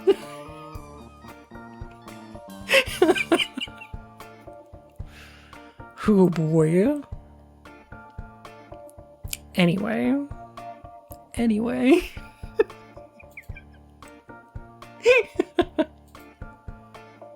Actually, you know what? While we're here...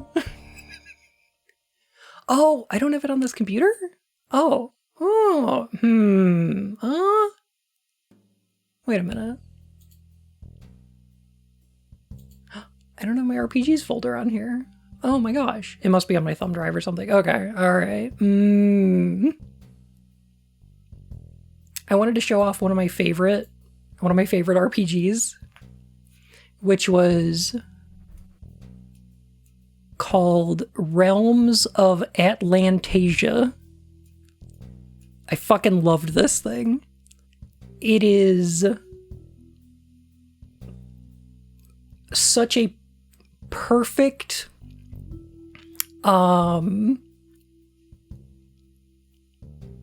it is such a perfect fantasy heartbreaker. Because it's made by the type of person who is like, AD&D wasn't quote-unquote realistic enough. So that's why I made it a percentile system. And then added nothing new to it. And the entire rulebook reads like DM's notes. One of the creatures in the monster catalog is the author's self-insert.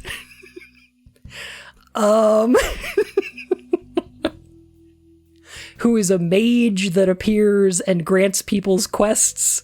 And also, if you try and attack him, he is immortal and also will split all of your particles to every reach of the universe. Oh my god. Oh, so it's Elminster, got it. Yep, totally. Yeah, 100%.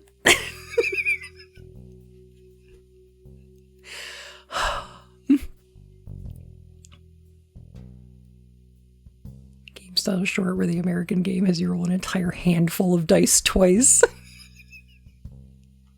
Now, oh man, I can't criticize that too much because the game that I made also has you rolling handfuls of dice, so... In my defense, it's a success-based system, so you don't actually have to do any additions. Just, but you know, it does have a lot of polyhedrals. So Shadowrun laughs at anything less than a bucket. This is why Shadowrun is bad. It's really bad. Anyway, I think we were trying to figure out who entered the room. That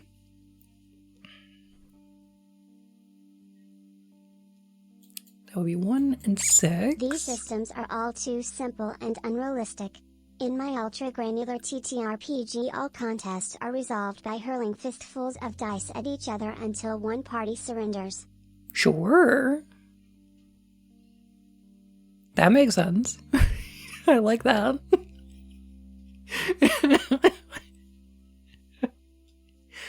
Oh my goodness. I like Shadowrun fluff, but the mechanics... I like some of Shadowrun's fluff. I love when it's trying to be Snow Crash. I like when it's just ripping off of Snow Crash. That's great. I don't like that it has Tolkien fantasy races. I just don't like them. I don't want them in the setting. I don't enjoy them.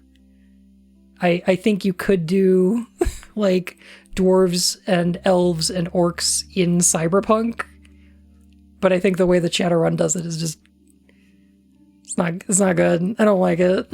It's not to my taste. I don't. Junie Jazz, thank you for the follow. Like Fur and Whiskers. Shadowrun, if it was all furry Cyberpunk, would be better. I agree.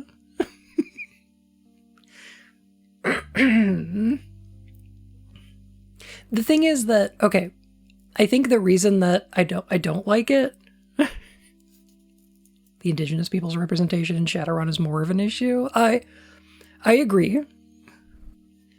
There's a lot of Shadowrun that's trying to borrow from like Mayan, Inca, and like Aztec kind of, I guess, aesthetic and mythology.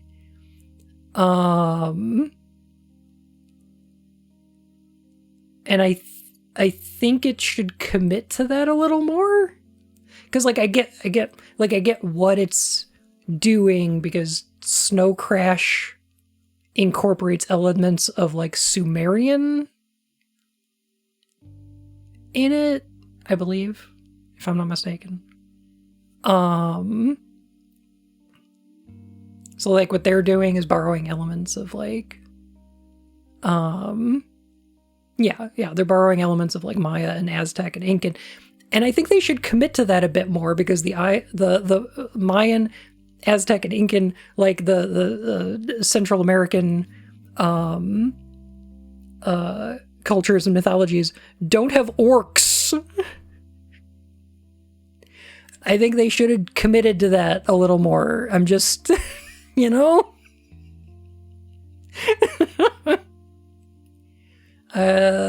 Anyway. Fucking oil and water is what it feels like.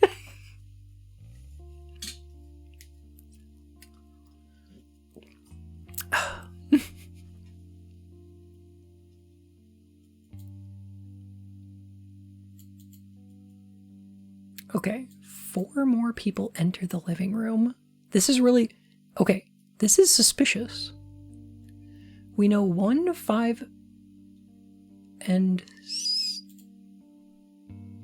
7 enter from the entranceway. But who else walked into the room, and where from?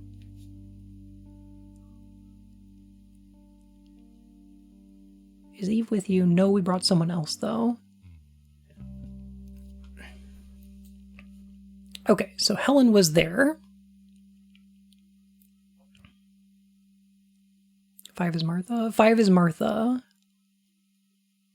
And she says, there you are, is Eve with you? So I don't think she entered the room. I think she was there when they entered, right?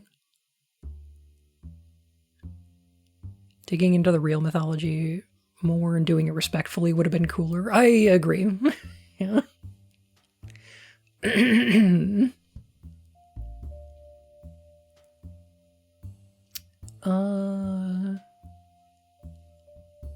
Damien's here pretty early. Is everything all right? It's fine, I'll tell you later. He's brought a bottle of wine with him.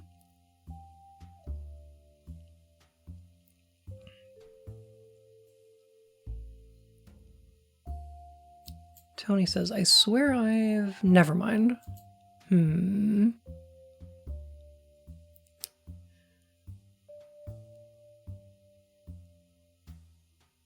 you have anything planned, Martha?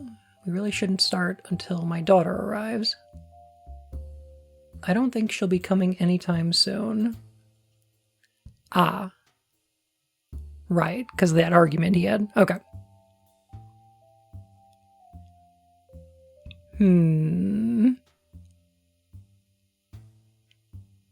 Excuse me? Does anyone know where Annie is? She said she didn't want to come. I don't see why we all need to be here anyway. Wait a minute, Annie?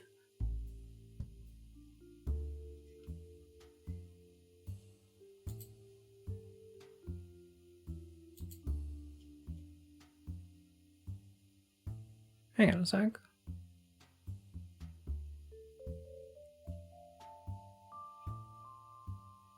Amelia West? No, okay. Different.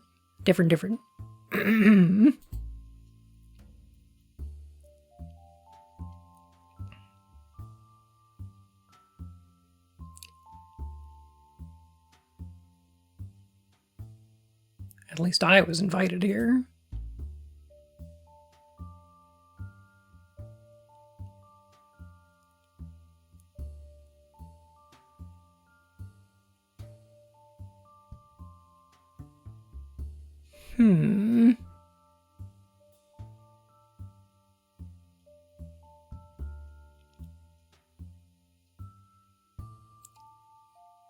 Why did only the butler recognize the guy who died?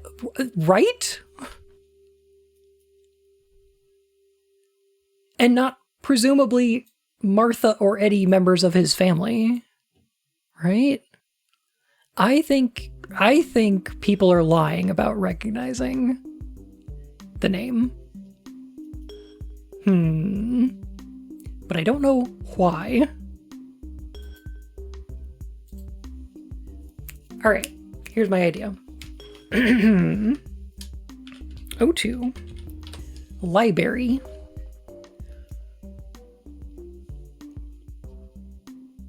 4?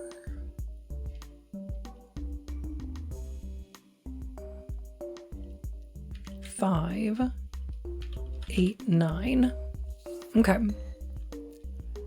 1, 4, 5, 6, 7, 8, 9. Hurricane! Thank you so much for the Prime sub, my fur and whiskers. How are you?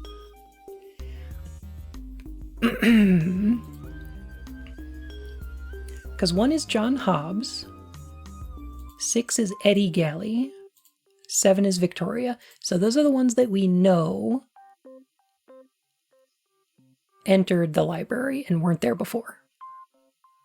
So now we need to figure out if 4, 5, 8, or 9 entered the living room.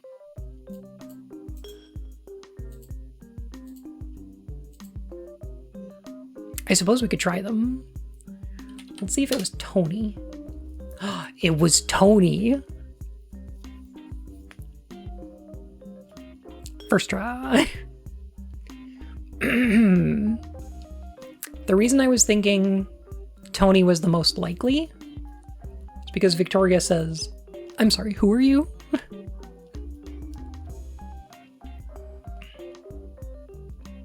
Would you like a glass of something, Helen? Hello, Martha. That would be wonderful, thank you. You know, it's not often I get the opportunity to enjoy myself like this. You should come around more often. Otherwise, I end up getting through a whole bottle of wine by myself. No, is that right? Good evening. Ah, Helen. This is Damien. He's the lovely man that's courting Victoria.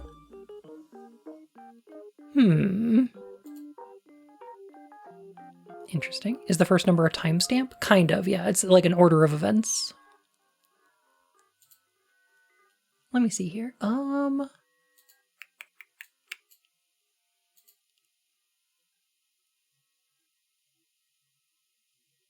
So this is weird. Okay, so Eddie Galley.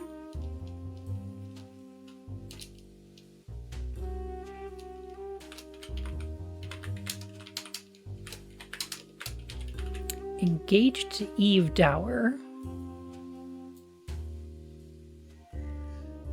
Whereas Damien courting Victoria.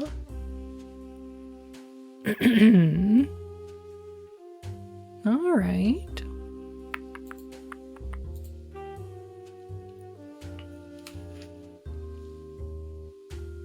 It's a pleasure to meet you, madam. Please, Mrs. Dower. Isn't he handsome? Would you like some wine, Damien? No, thank you, Miss Galley. Vic and I were just discussing what a lovely house you have. Damien, call me Martha, please. Did you manage to get the phone working? Yes, it was all fine. Vic just needed to make a quick call. We finished a moment ago. Where are you from, then? London, but Vic and I met while traveling in Egypt, actually. Oh, so you travel a lot, do you? Not much, not so much anymore, but I'd like to plan another trip soon. Only if Vic wants to, of course. She's lucky to have you, Damien. I always thought she'd do well for herself, you know. Always a clever girl. It's too kind. Well, it's nice to meet a young man who's made something of himself at least. Too many these days lack discipline. Right. Ah, here come the others. Make him sound like Dick Van Dyke. Oh, if only I could. Clever girl.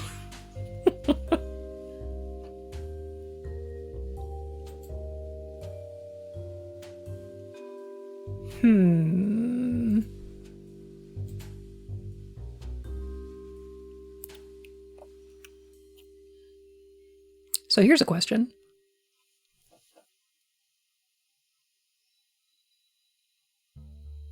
Where is the phone?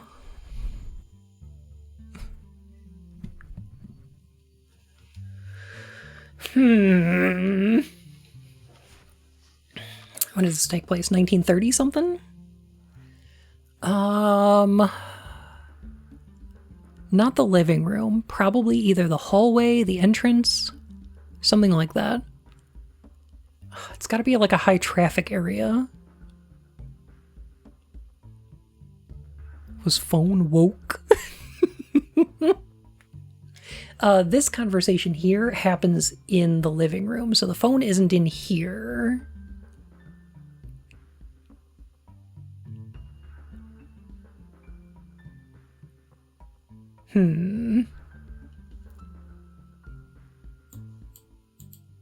Finished a moment ago. Okay. So what we're looking for is 01 something.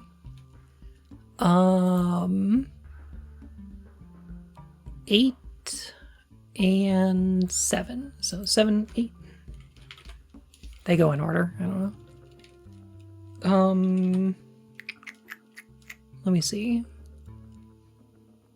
During 01, there's something happening in QU, which I still don't know what that is. The courtyard. I don't know, it's like the path leading up to the house. And the billiard room. So I'm thinking maybe either the entrance? No.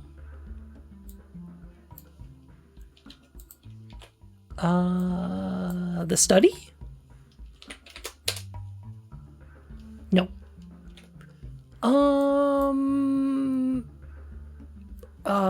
Hallway? I don't know if the hallway is an option. Okay. I guess I'll save that for later then. The quarry, actually. Oh, yeah, that makes sense.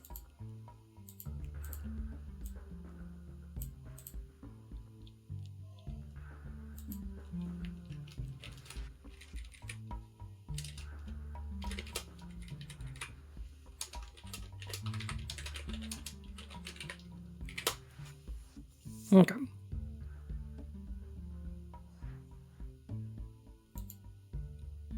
So I'm putting down that there's a location where 7 and 8 were in a room with a phone making a phone call. Have we tried the kitchen yet? No, we haven't. I haven't pursued that line of questioning.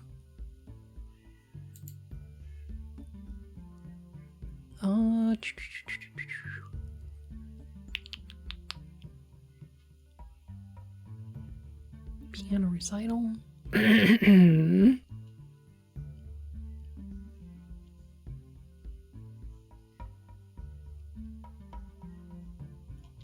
Dining room. Nobody puts a phone in a dining room. Wait, 7, 8 who? 7 Vord 9.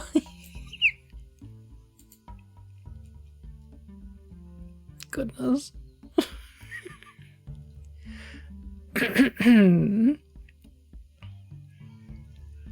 Spend most of my time in the kitchen. That's where I've been since we last spoke.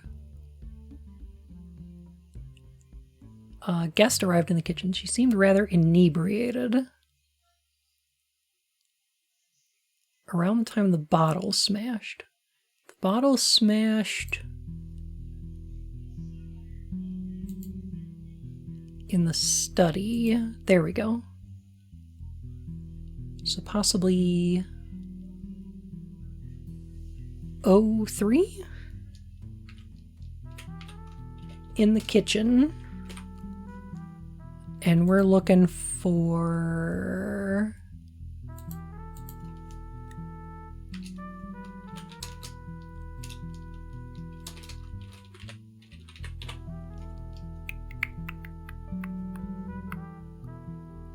$10 and $11. Here we go. 10 and 11 met in the kitchen before the bottle smashed. Yeah. Yeah. Someone enters. Harry, Oh, good evening, Miss Dower. You're looking very fine in that dress, if you don't mind me saying. I'm not in the mood, Harry. I need to sit down. Oh dear, you're all right. Take it easy, Miss Dower. Harry Thornton?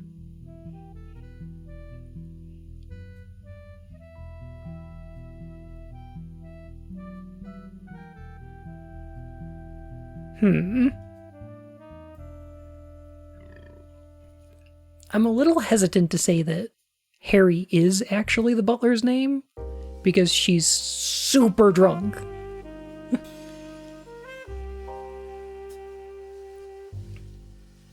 Take a seat there. Now, I am a bit busy with dinner, but I could make you some hot cocoa if you like. I feel sick. You'll be alright. What happened this time? He doesn't love me. Well, I'm sure that's not true. He loves you very much. And you know it as well as I do. He thinks he loves me, but he doesn't really. I'm just someone to love. He's lucky to have you, and don't let him forget it. He'll be coming looking for you anytime soon, I'm sure. Don't worry about it. Maybe I should run away. Would you come with me, Harry? Maybe to France or something like that, you know. And eat oysters and sit on the beach. Do they have oysters in France? I wouldn't know, Miss Dower. But if you send me a postcard once you're there, then you can let me know, can't you? I don't want to go on my own, Harry. Maybe Eddie will go with me. I'm sure he would. He'd do anything for you, you know. Here's your hot cocoa. Thanks, Harry. I still hate him, though. Of course. Let me know if there's anything else you need, Miss Dower, and I'll be happy to help. If you want to keep track of what happens in each time code... Title 3 something. Okay.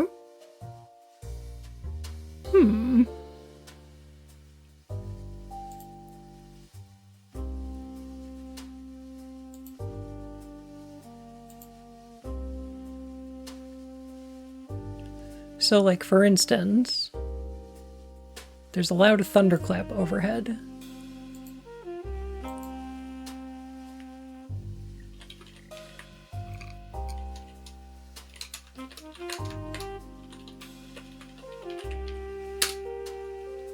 Title 01, the thunderclap. Sure.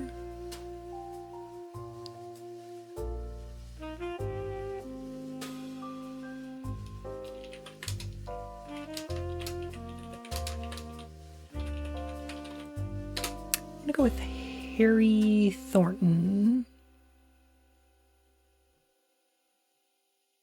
There we go. All right. Happy with these so far?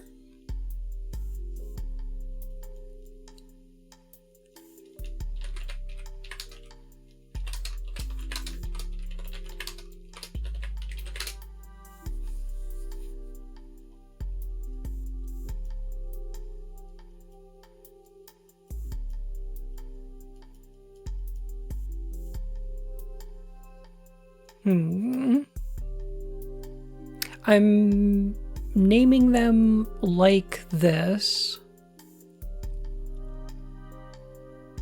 because these are events that can be seen, pardon me, in all of them. There's a thunderclap outside. There's a loud thunderclap overhead. Like they're, even if they're in different locations.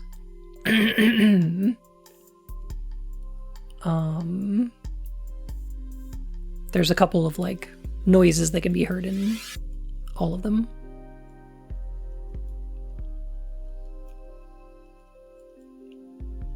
I could probably put some time codes on these later.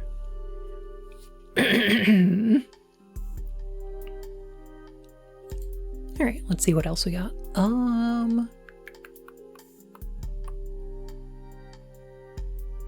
A A guest arrived in the kitchen. She seemed rather inebriated. Around the time a bottle smashed, a second guest arrived in the kitchen. After he left, Mr. Maseko arrived. Interesting.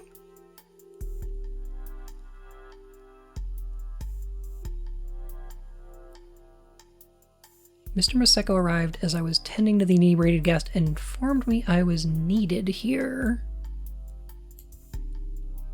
Ah, okay. But QU is a quad? Oh, that might be. Here's what I'm thinking. Okay, so who else would know that the butler is needed in the study? Damien Maseko. Yeah?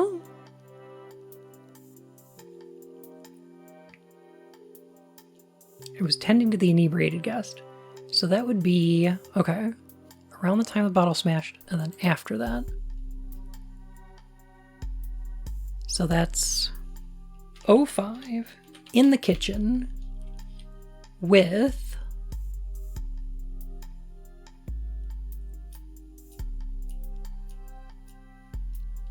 Damien, Eve, and the butler. Yes, here we go.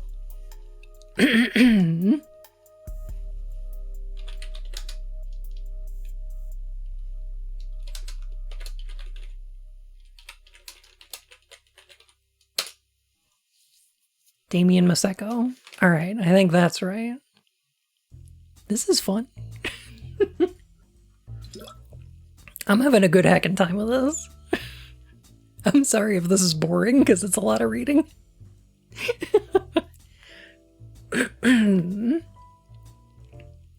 Thornton, is it?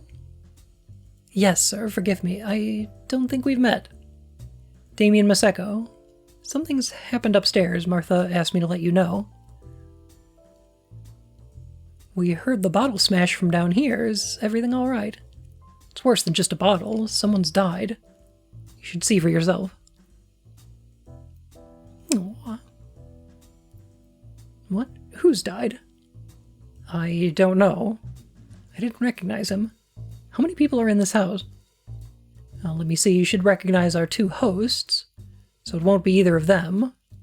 Then there are 8 guests, including yourself, and Ms. Dower over there. And there's myself, of course. You're sure he's dead? As I thought, this is someone else. Who is it? Who's dead? You ought to go and look. It's up in the study.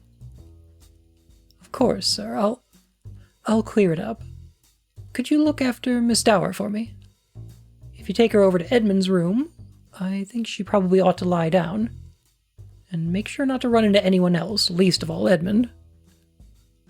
They're all quite calm about a dead body. Yeah, and the butler's like, oh, don't worry, I'll clean that up.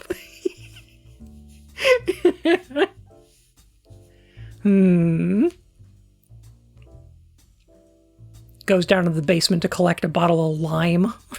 Drags him up to a bathtub.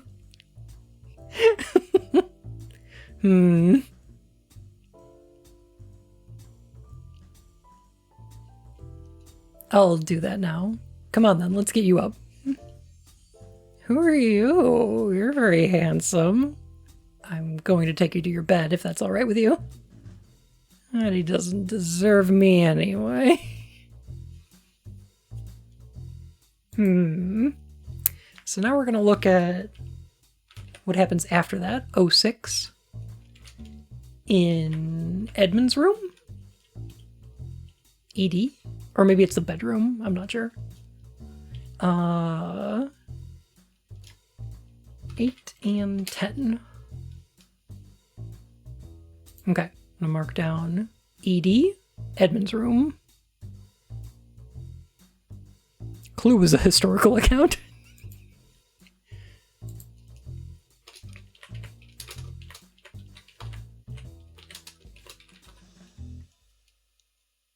Here we go.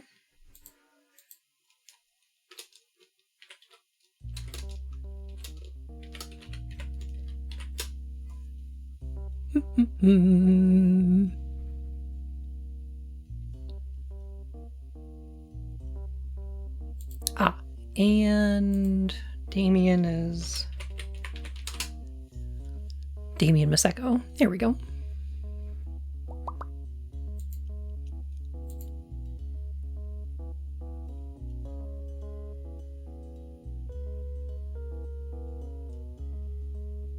Look, if there's not at least one body the butler has to chop up and use for garden fertilizer, it's not a real party.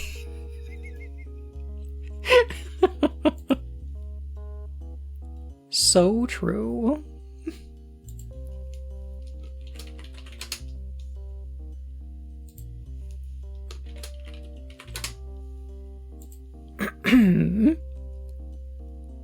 Two people enter, one man leaves.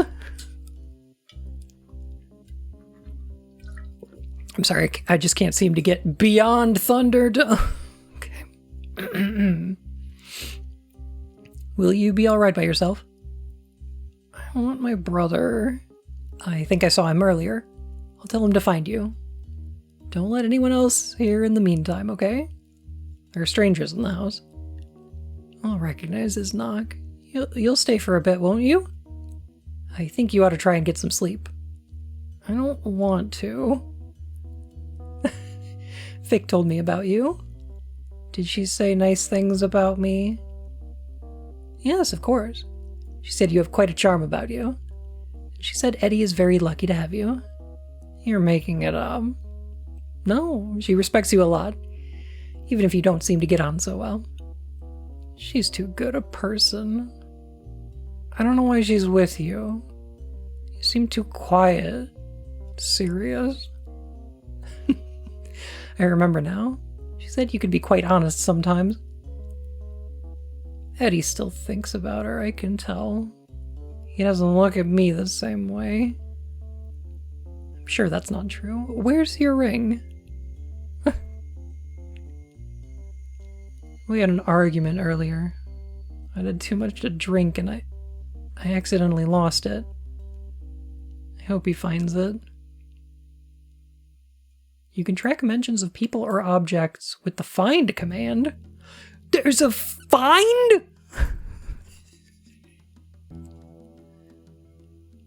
Hashtag game changer. Okay. I'm sure he will. He cares about you. She starts to quietly talk into her pillow, but I can't make out what she's saying. I should go. I'll tell your brother you're here. Will you be alright on your own until then? Again, I can't hear her reply, but he leaves anyway. No one else enters or leaves during the next scene, but I've included a sleeping scene anyway. As you may have noticed, each living, numbered person appears in exactly one scene per timecode. This made it easier to keep track of things as I was putting all the scenes together. Aha.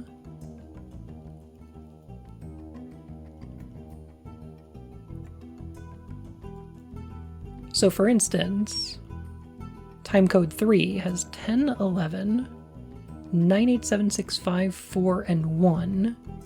So where are 2 and 3?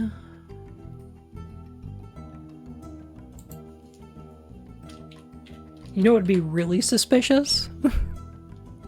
Is if 2 and 3 are in the study.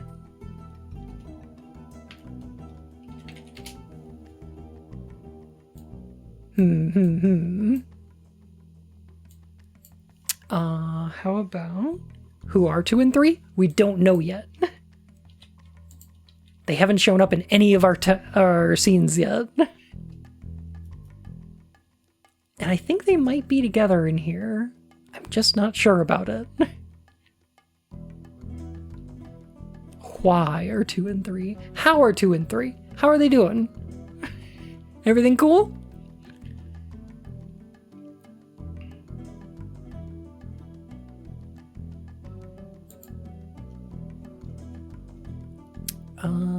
I've included a sleeping scene anyway. Okay.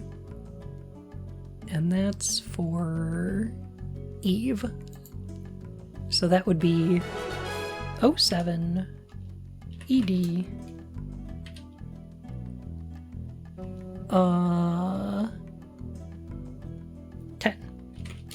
There we go. 40 years. Thank you so much for the Prime sub, my fur and whiskers. How's it going? Is this game woke or not? Oh, it's got reading. Hella woke, yeah.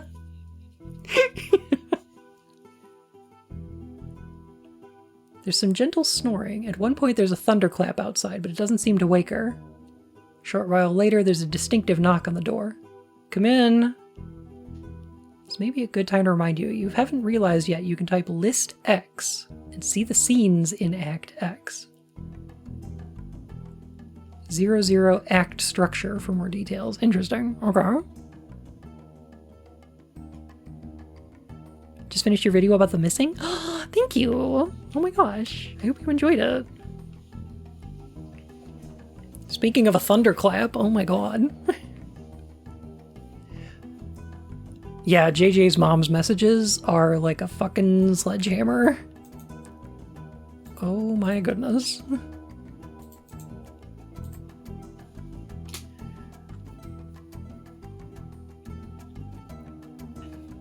Oh shit, okay.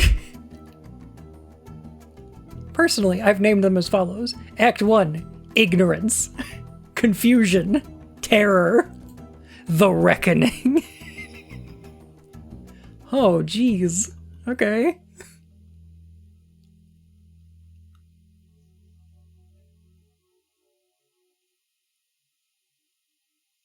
That all sounds fine. Yeah, sure.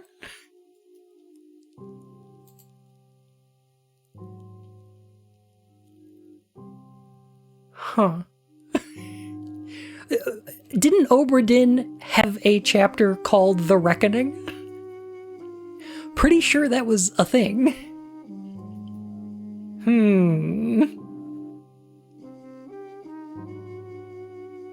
Oh my god, I'm super hungry. Oh.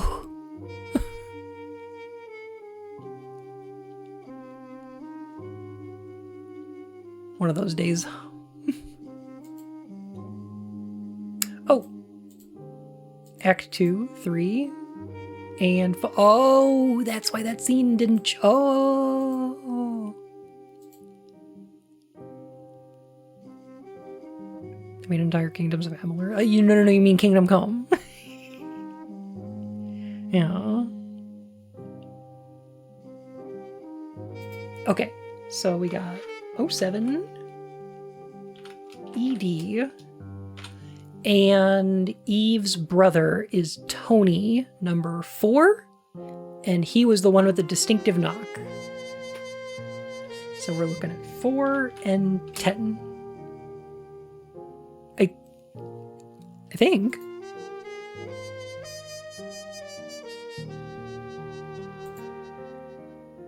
Huh?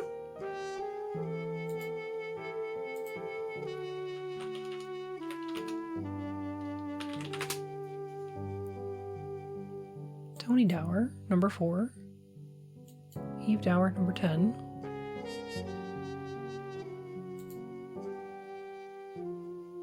Oh, right. Okay, next scene. Right. Okay. So 08. ED. 410. Oh, okay. I was wondering, because the other problem could have been there could have been more than one person at the door. Eve, where the hell have you been? I was asleep. I could tell. Listen, something weird is going on. Oh. Did someone die? Were you involved? Tony, just tell me what happened. I need you to hold on to something for me, Eve. Don't tell anyone else about it. Where did you get it? Looks really valuable, Tony. Look, I'll explain the rest later. It's just... A stranger turned up earlier, and I think he's looking for this, so just hide it, okay? Tony, you didn't steal it, did you? I'll explain later. He's currently talking to Eddie in the kitchen. So I should have a bit of time. You mean Oswald? I told you about him, didn't I? Funny mustache. Dresses like it's the 1700s. No, this is someone else. He said his name was John Hobbs. But I think Oswald is up to something too. He and Annie were talking in the attic while the rest of us had gathered in the living room. Nailed it. And now Annie's trying to... I'll explain later. Wait, who's Annie? She went to your school, remember? I think she got into a fight with one of the boys one time. It doesn't matter, just hide it, will you? Okay, fine. Promise me you'll stay out of trouble. I'll be back in a moment. I just need to grab something important. I won't be long, don't let any strangers in. The door slammed shut behind him. He never returned to this room. Huh. Drunk character is a great diegetic reason for an info dump? Oh, yeah. Yeah, I agree. Okay. So that's what I was looking for. I was looking for 03, the attic, 2 and 3. There we go. Someone tries to open the door, but it's locked. There's a knock, and the door opens. Oh, I'm so sorry. I swear it wasn't me. It was Tony. I told him not to. My dear, I haven't the foggiest idea what you're on about. Sorry, I'm Annie? Eddie said I could stay up here. I hope that's okay. I suppose so. You remind me of her, in a way. Oh, great.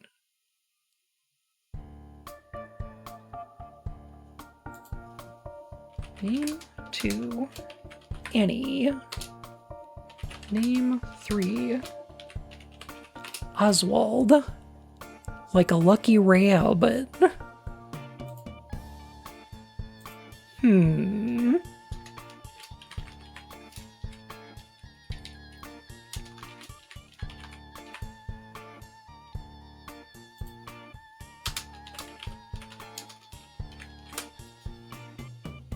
I'm just updating my notes here.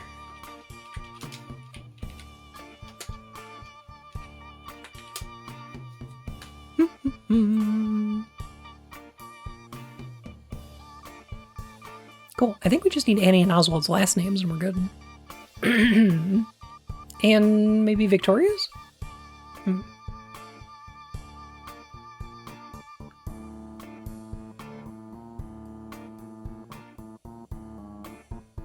Oh, great. I'm so sorry. Can I help you with something? Not at all, my dear. It's been a while since I last came up here, and I wanted to have a little look. Oh, I see. It must be unpleasant. A little, yes. I'm so sorry. I'm sure I can find somewhere else to sleep if you'd prefer. No, that's quite all right. It's nice to revisit old memories, isn't it?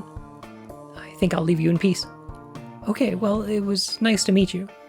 I'm sure we'll meet again. The door closes. So what about 04 in the attic with Annie? I almost missed a stream T_T.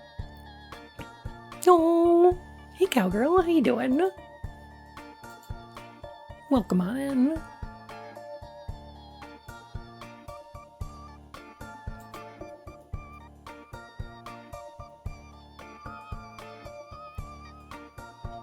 Alright, so I need a name for 3.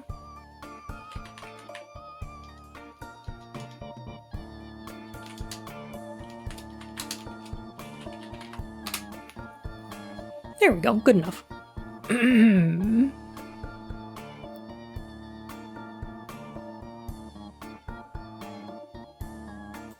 Maybe 02?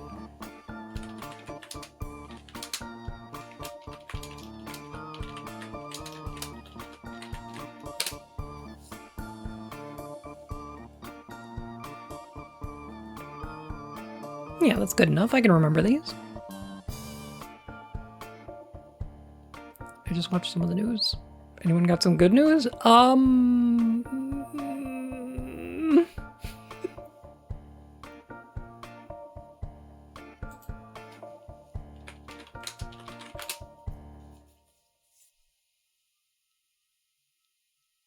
Showing search results for ring in local files.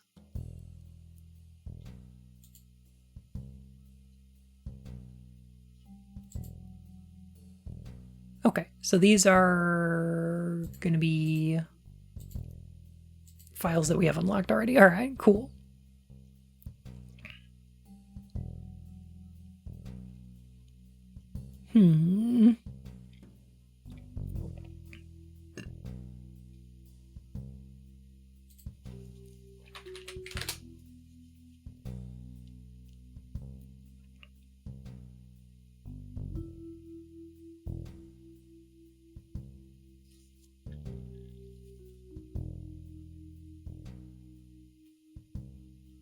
So we know 6, 10, 1, and 11 for this time code. We've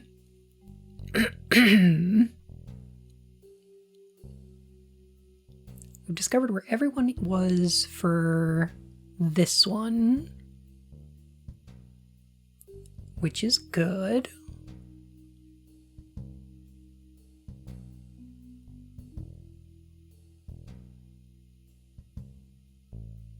That's a start.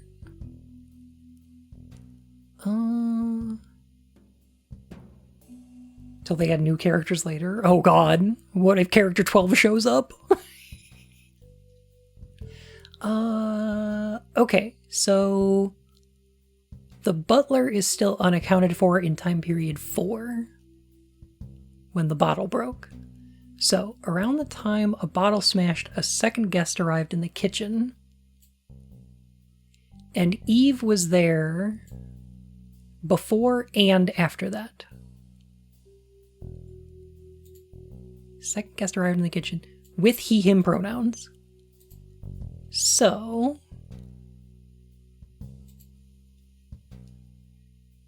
O5 KI 10 and 11 are both in there, and also somebody else. And it wasn't Damien because he arrived afterwards.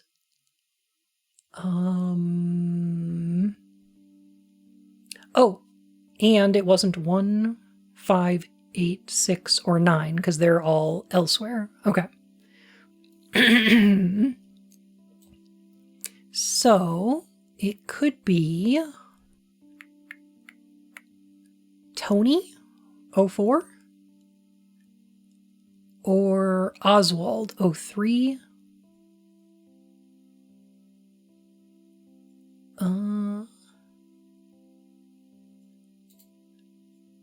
Okay, it's either 3 or 4.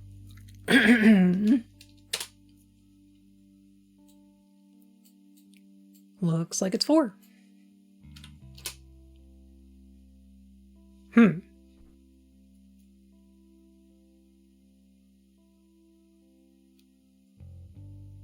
Shouldn't the code be 04 then?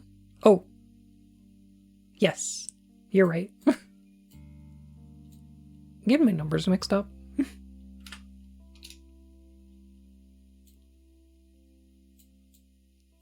I think it's going to turn out to be Oswald. It is. Here we go. That makes sense. I think Tony was looking for Annie at this point, because he left the living room to do that, I think. Excuse me. Good evening, sir. What brings you down here, then? Tell you what, you bear a striking resemblance to the butler that used to work here when I was young. You don't happen to be related, do you? That sounds like my father, sir.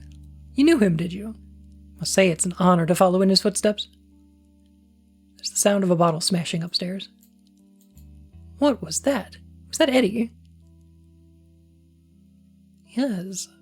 I thought you looked familiar, but I just came here for the key to the chapel. I imagine you haven't?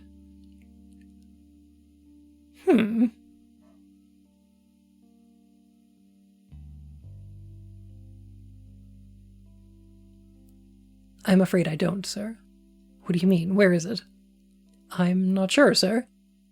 How about I have a look after dinner, and I'll let you know once I find it. I remember this house being a lot more organized. We had a lot more staff back then as well. Very good quality staff. I didn't used to have to cause such a commotion just to get a key. Well, I am sorry, sir.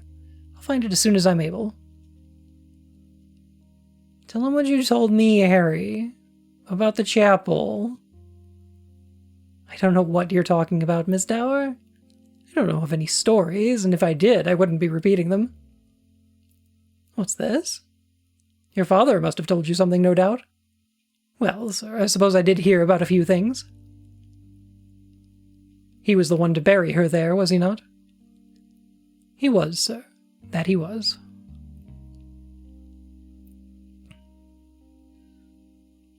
Right now I have no idea what's going on. We're playing a text adventure that's basically Clue.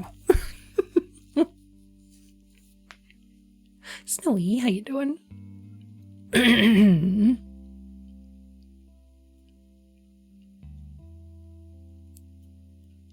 His dad was the one that found the body. Can you imagine? Miss Dower. You do well not to speak of such matters in this house, young lady. I'm terribly sorry, sir. You'd be kind to forgive her. It's all been a little unusual this evening. Whatever it is, I'd rather stay out of it. I'll have my dinner once everyone else has left the dining room. Understood? Of course, sir. I apologize about the key. Well, it's not your fault. I don't trust the owners of this house to know what to do with it. I'm sure I've just misplaced it, sir. And if you'll forgive me for saying it, I think she's happy to see you back, sir. Am I? What nonsense are you talking about? I don't mean anything by it, sir. I just heard something earlier, like maybe she's still in the house with us. I just thought you should know, sir, but forgive me if I've overstepped. Watch your mouth. You'll find that key, bring it to me, and then neither of you will mention this again. Of course, sir. Good. There's a pause, and then person 3 leaves.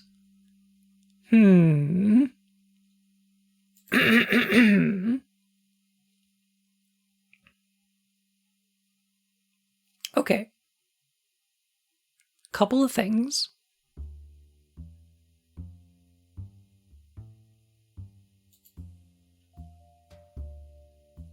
Here in the study, they discover the dead body.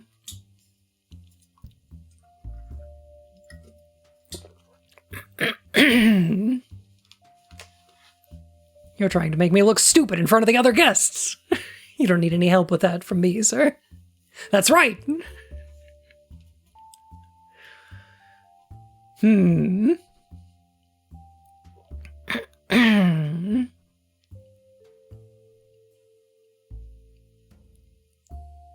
Okay.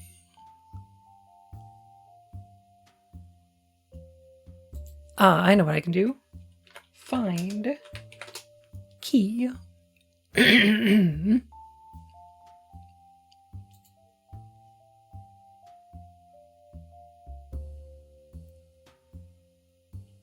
Okay, so this is Oswald is asking Thornton for the key. After that,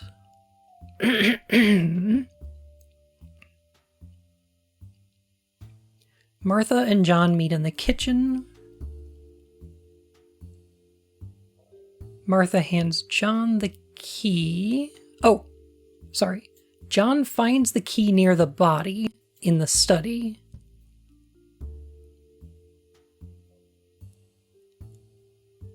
Martha says to take it to the butler.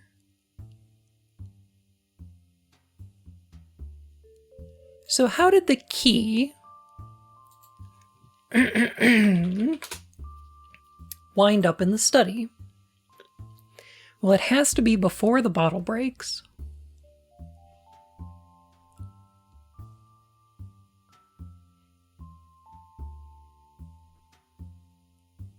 And during O2, we don't know where the butler is.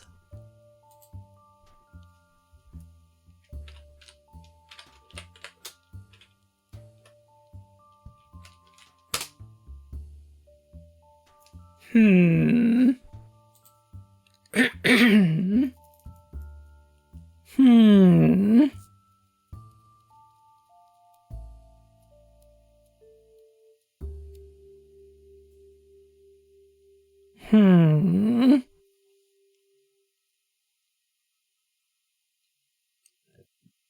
The butler went to the kitchen.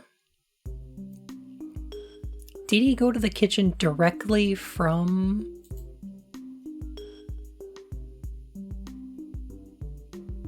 Person 11 hurries off and person 1 climbs the steps and then knocks.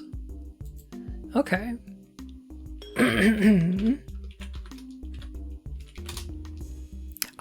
Okay, so he just went straight to the kitchen. There's the sound of water boiling. Someone enters from outside and it sounds as if food is being prepared.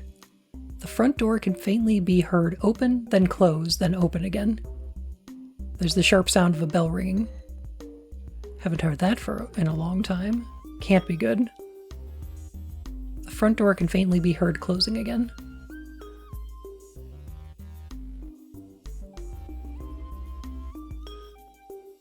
A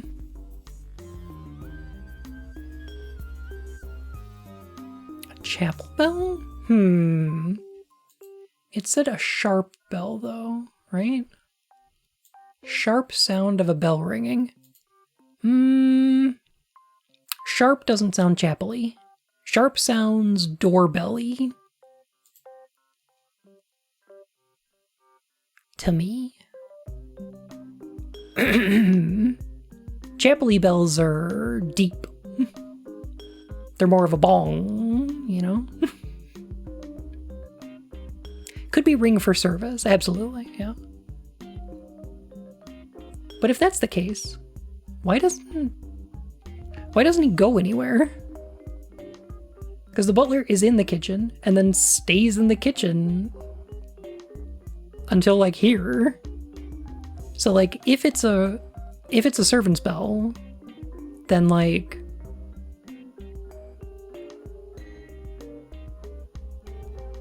why isn't he acting on it?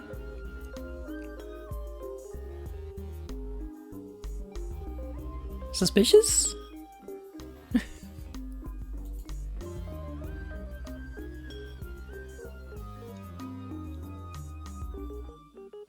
Okay, so let's see.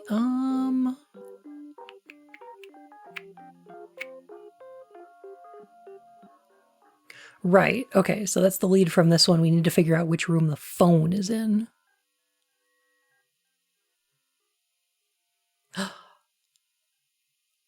The ring could be from a phone?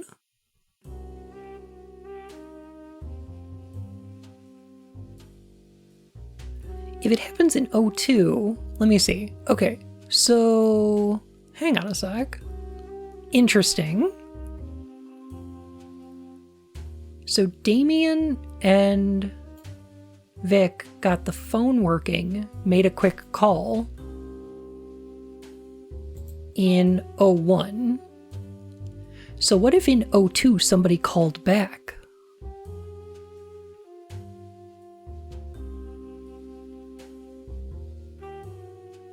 Huh.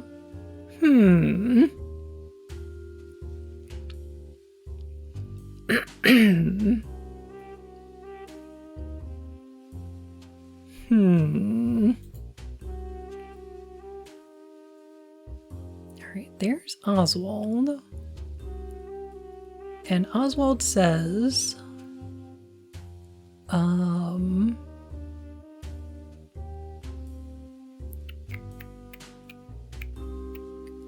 I'll have my dinner once everyone else has left the dining room.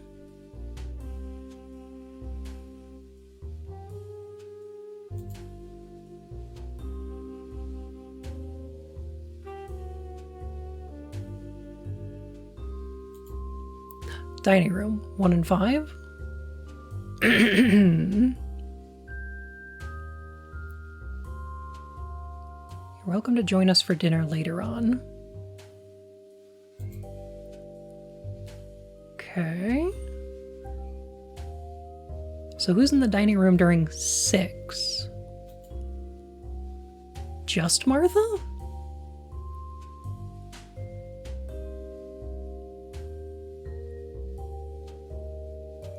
I think I met him earlier. I'll go there now. So,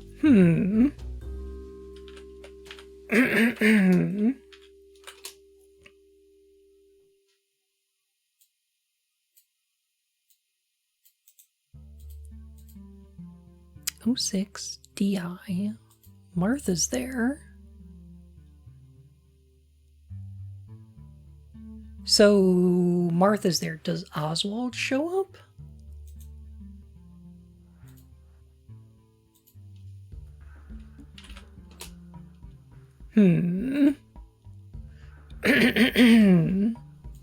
Or did Martha also leave?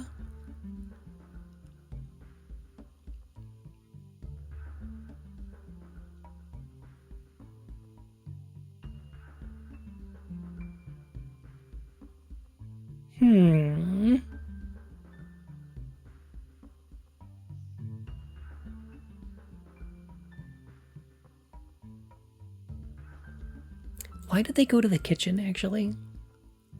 Or why did they go to the dining room? It was from the study. Not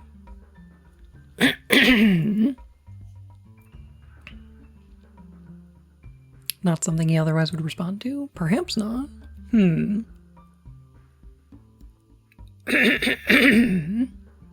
Why don't you come through to the dining room with me? It should be empty.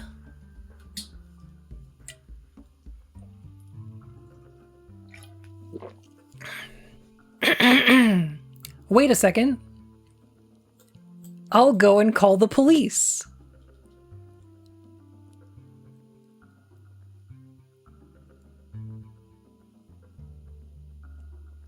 Come through to the dining room. Aha! Aha, aha, aha. So... Damien is 8. Victoria is 7.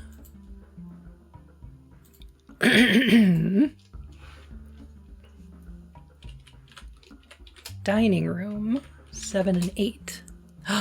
Yes! Yes!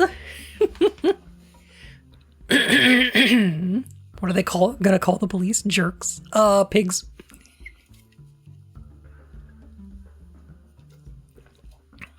Oh god, I hope I don't lose my voice. You can hear the piano playing in another room. Piano? Huh. Did you call your mom? I let her know we were here. And you told her about Annie? Piano? Piani? Of course I did. I can't lie to her. But I made her promise not to call back here. Because I don't want Annie to feel like I've betrayed her. But she does call back. I'm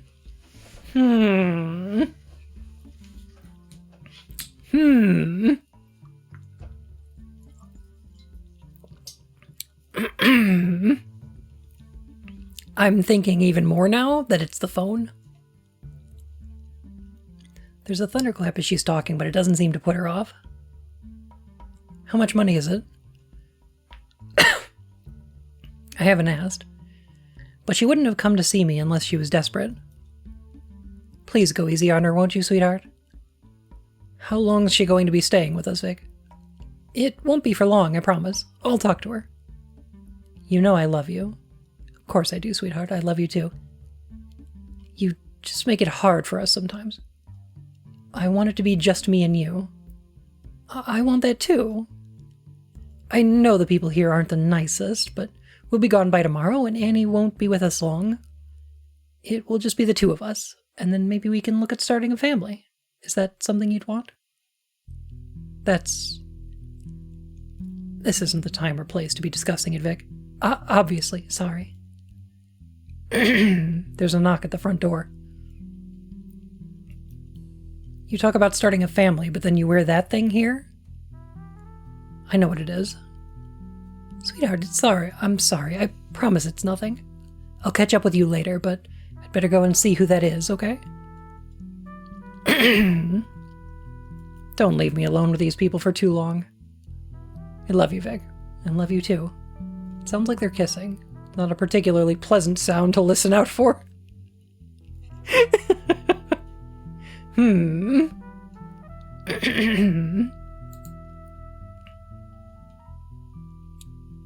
Piano playing.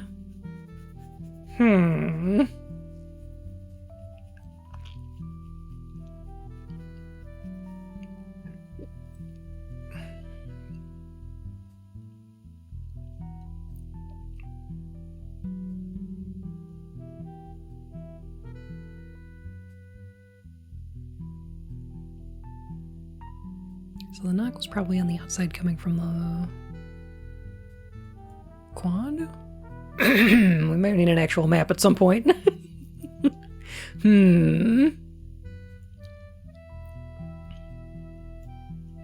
think we've seen that piano line in other files. Have we?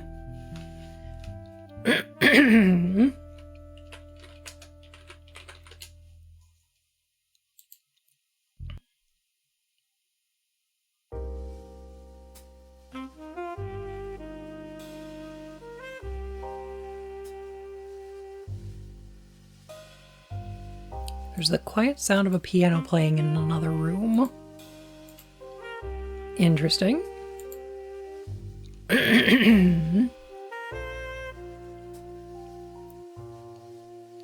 Piano. Oh, this is because piano recital.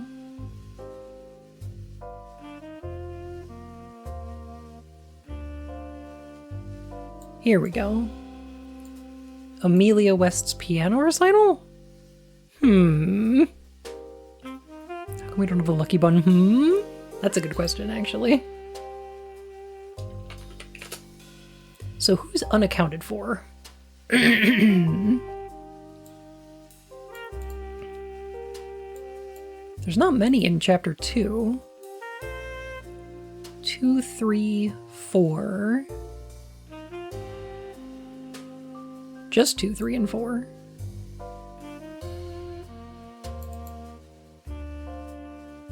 Three should be alone in the attic. Because he was up there when Annie arrived, right? And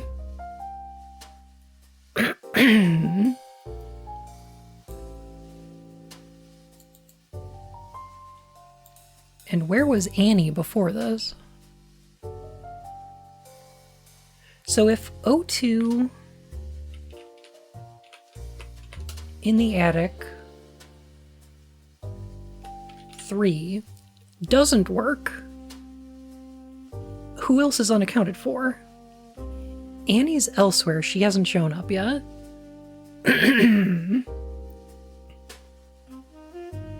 So the only other person unaccounted for is Tony.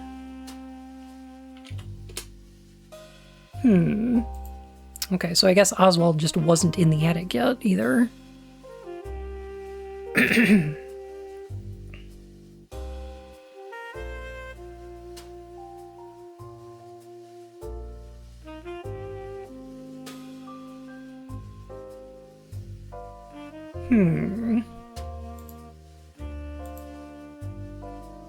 Interesting.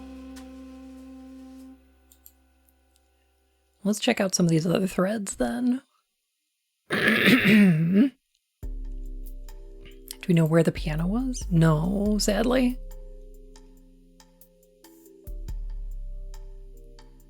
I suspect Annie might be the one playing it, but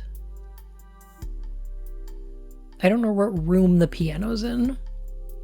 Is there a music room?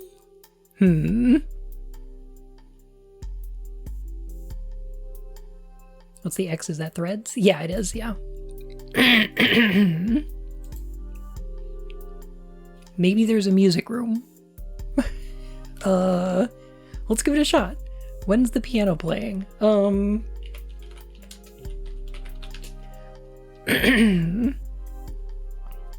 in O1. So let's see. O1 music room. 2. Hmm.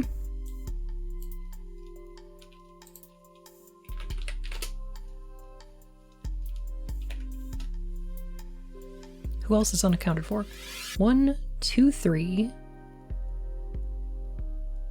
Annie and Oswald hadn't met each other yet. 4, 5, 9. So Tony, Martha, and Helen?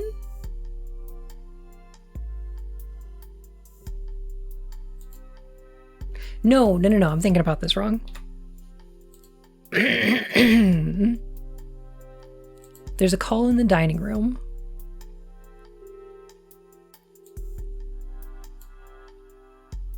You told her about Annie.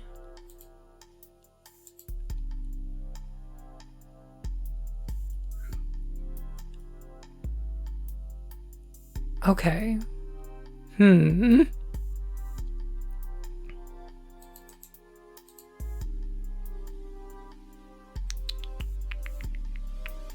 if the dead guy had the apparently missing chapel key and his body appeared out of nowhere, is there a room code for the chapel? Well, yeah, it would be like CH, right? That said, the dead guy might have had the chapel key, or the person who killed him did.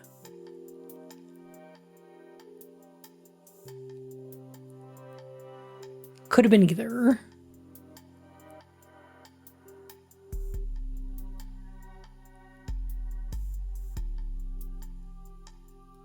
In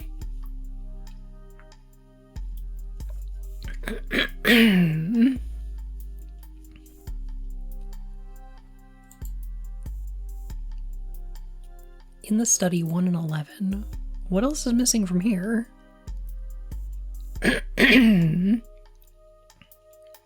Spend most of my time in the kitchen.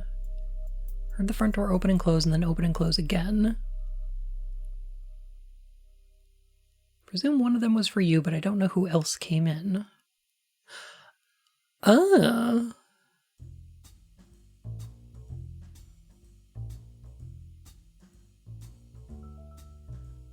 Hang on a sec.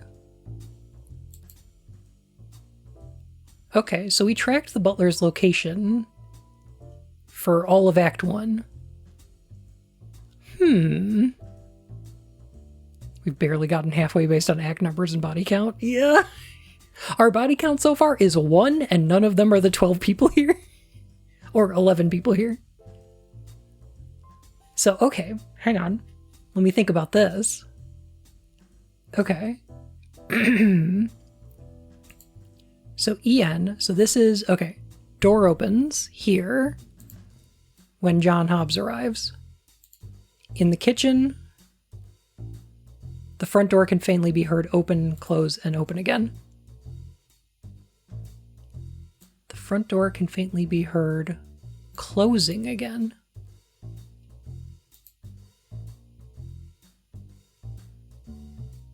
Interesting. So the door opens.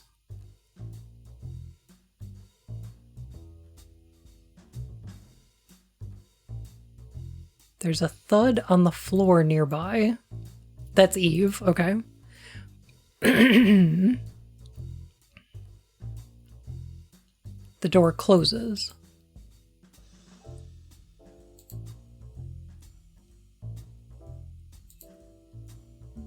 Someone enters.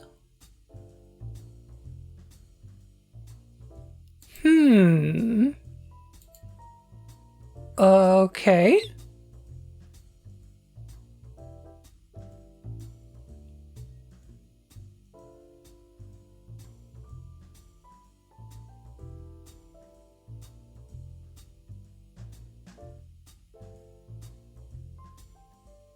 Thought I saw it say the door closed twice. It did.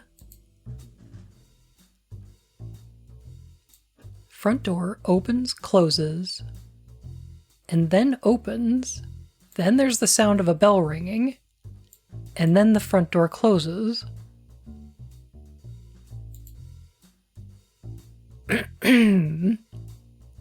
That's weird. That's really weird. Huh. What's going on in the living room? Did anybody else hear this? No, that must be too far away. Okay. And we know at the entrance, the door opens. There's a conversation. Oh! Hang on. Door opens. Who the hell are you? Sorry, is Mr. Galley there? He's somewhere. I feel sick. Excuse me? Just wait here. I need... Oh god, where's Thornton? The door closes. There's a pause, then it opens again. Oh, okay. Alright, okay. And then there's the conversation. And then they close the door. Got it. Okay. So this tracks. Door can faintly be heard open, then close, then open, then close. Okay. Got it. So when else...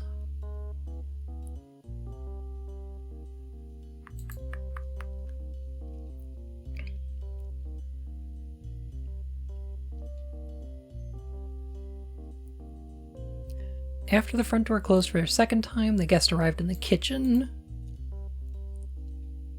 On the same time a bottle smashed, a second guest arrived. Mr. Maseko arrived. So I was needed here. Here's the key I found earlier. Martha asked me to give it to you. Thank you, sir. It must have slipped out of Mr. Galley's pocket.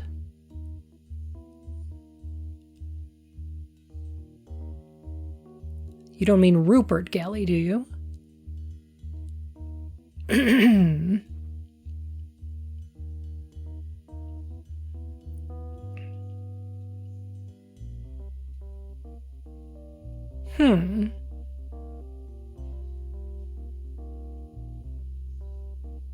Is that the dead guy?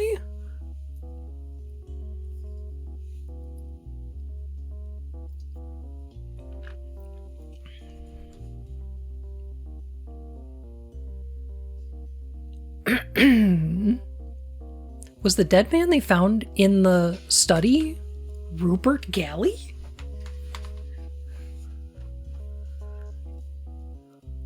What?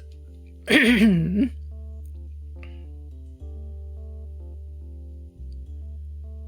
am sorry, sir, but I'd better be heading off now to the kitchen.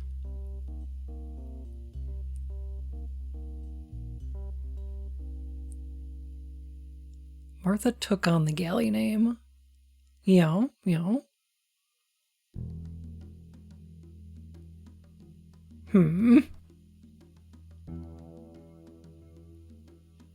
Okay, so after 06, so in 07...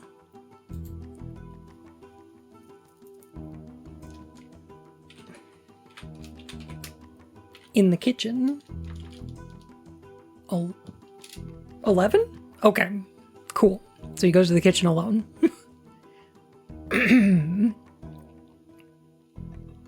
There's quite a lot of noise and walking around. You can faintly hear the voices from upstairs. Well, I never. He's really dead. Then there's a thunderclap, followed immediately by the sound of dishes shattering on the floor and something heavy falling over. This is followed by silence. Welcome to the confusion of Act 2.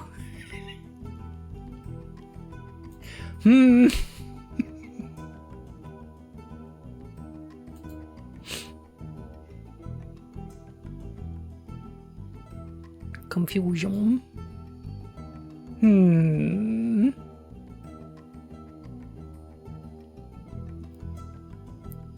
Butler down. Possibly attacked. Dishes shattering?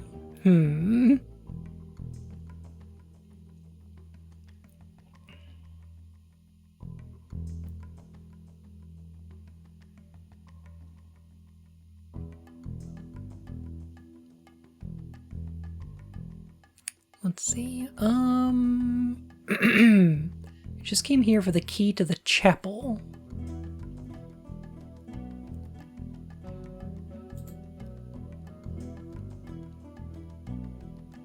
That's O4 kitchen. So...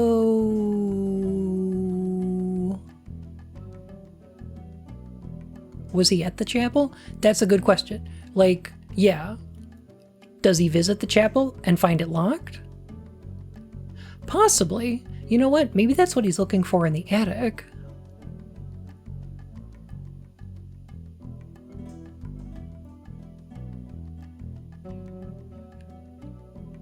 I'm so sorry, I swear it wasn't me. It was Tony. I told him not to.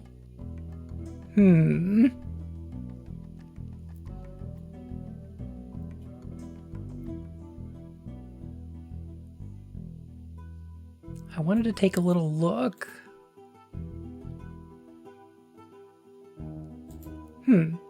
So, do you think maybe Oswald visited the chapel and found it locked?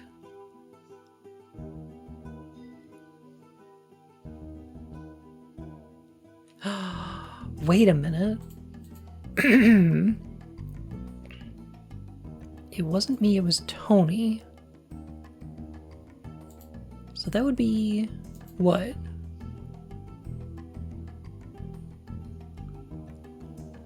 O2 in the study 2 and 4? Or... O1? No. Okay. They didn't murder the guy in the study.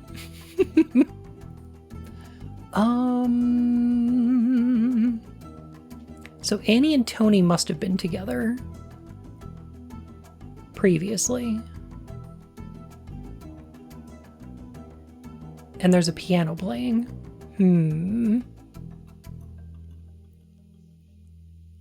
Which means Oswald is unaccounted for during 1 and 2. So perhaps O2, the chapel.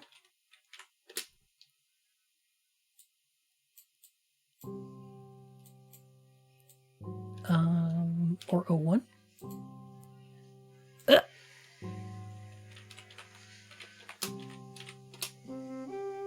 No, he doesn't visit the chapel. Okay.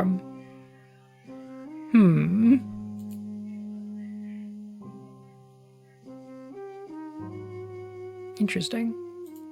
So what is the thread here?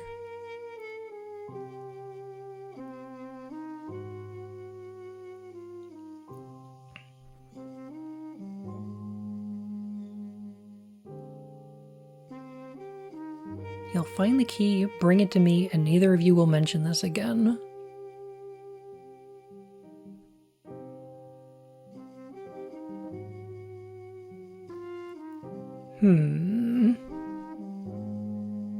I think it's I'll have my dinner once everyone else has left the dining room.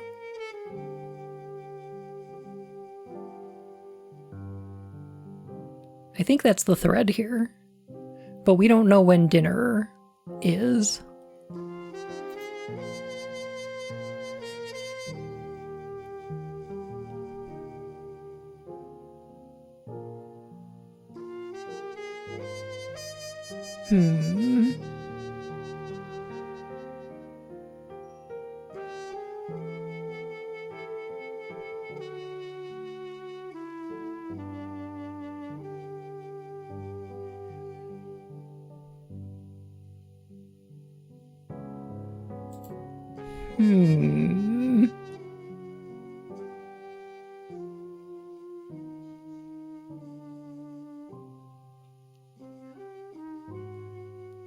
O5 and O6. Dining room, kitchen. Ed's bedroom. The study. Kitchen, dining room. Okay. I think we have to start working on Act 2.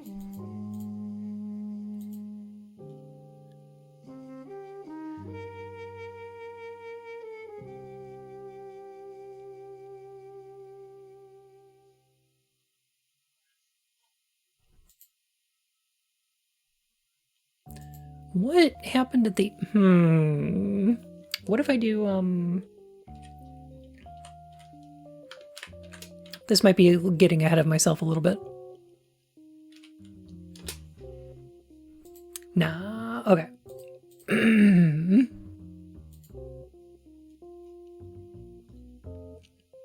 Eve, where have you been? I was asleep. I could tell something weird is going on. Did somebody die? Were you involved? Hold on to something for me. Don't tell anyone else about it. It looks really valuable.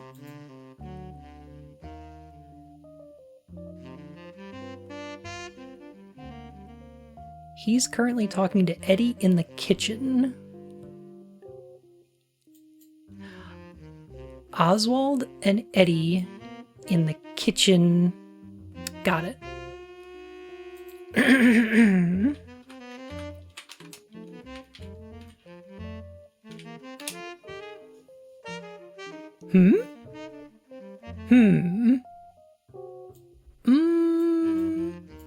Oh.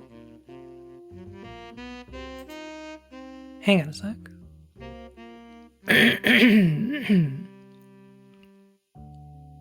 No, this is someone else. Okay.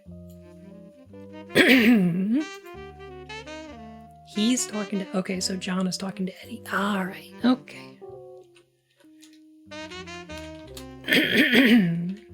John? Eddie is 6? Yes. Oh, bloody hell, what a mess. I should warn you, I'm not great with these sorts of things.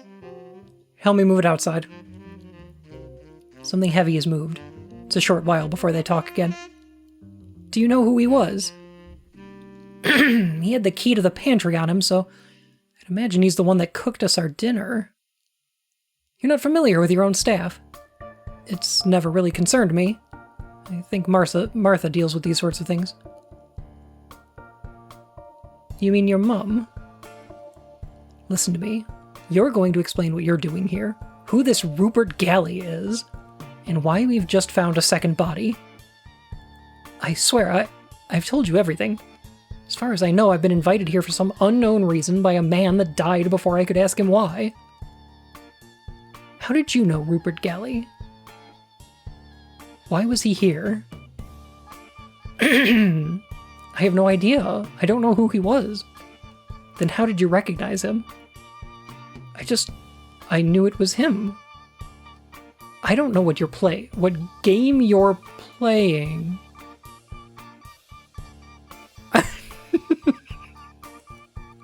It's called Type Help. It's pretty good so far. But if this involves any one of my guests here tonight, then you need to tell me. One member of my staff has already been caught up in it. I think he's only got one member of staff.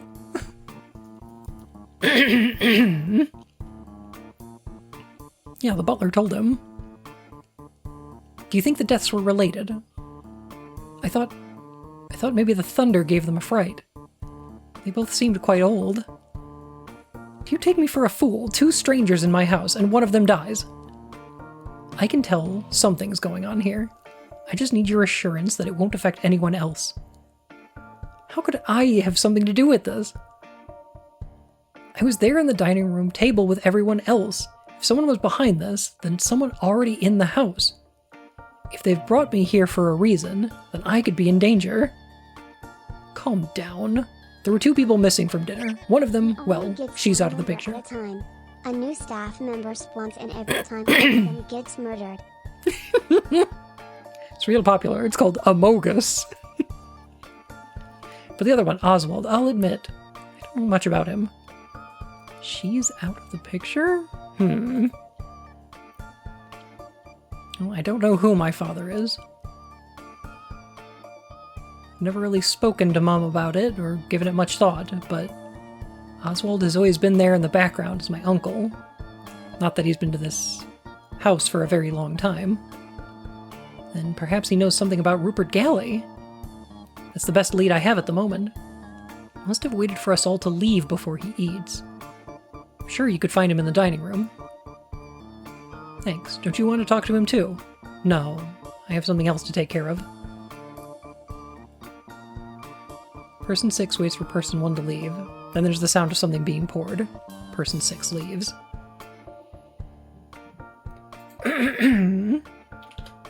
So during 08, in the dining room, Oswald should be there? And he should be alone. Okay, plus there were 2 people missing from dinner.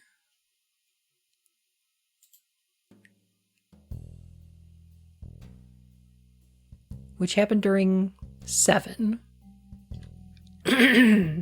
Got it. Okay. It was Oswald and Eve. Because she's sleeping in the bedroom. So during 07, in the dining room, we've got John, Annie, Oswald skipped, Tony, Martha,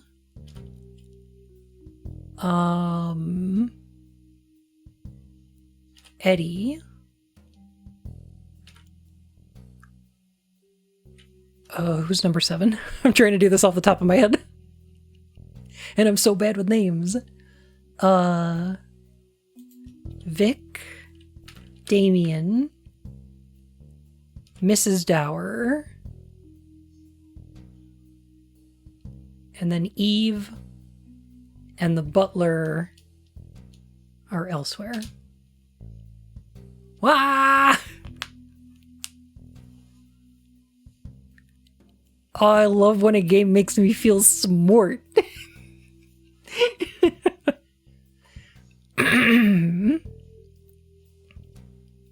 Please come in and take a seat. Dinner will be up in a moment.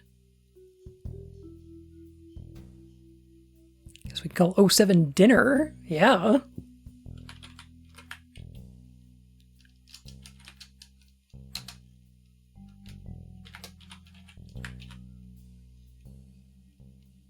I want to make it a poetic name. There we go. It wasn't him that you saw, was it? Oh, no. Well, I didn't catch a good look.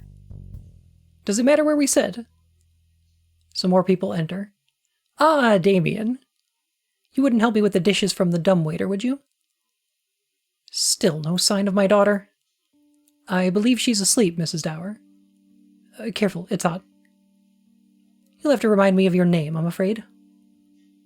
John Hobbs, I hope you don't mind me eating with you. I very much appreciate. Eddie, I told Mr. Hobbs he could eat with us. And sorry about earlier. Are we all good? I don't know what you're talking about. What's up with you two? Could you pass me the wine, please, Eddie? Of course. How are you liking the house, Mrs. Dower? I hope this evening hasn't been too chaotic for you.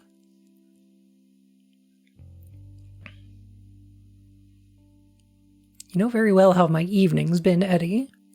But I hope we can put all this chaos behind us. I wouldn't be so sure about that. I beg your pardon.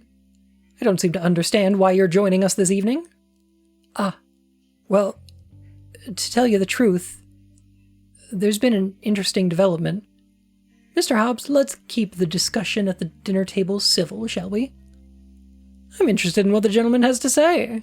Oh, it's nothing, really. They really are not talking about the dead guy, yeah. I don't need to talk about the waiter like that, my guy. The dumb waiter.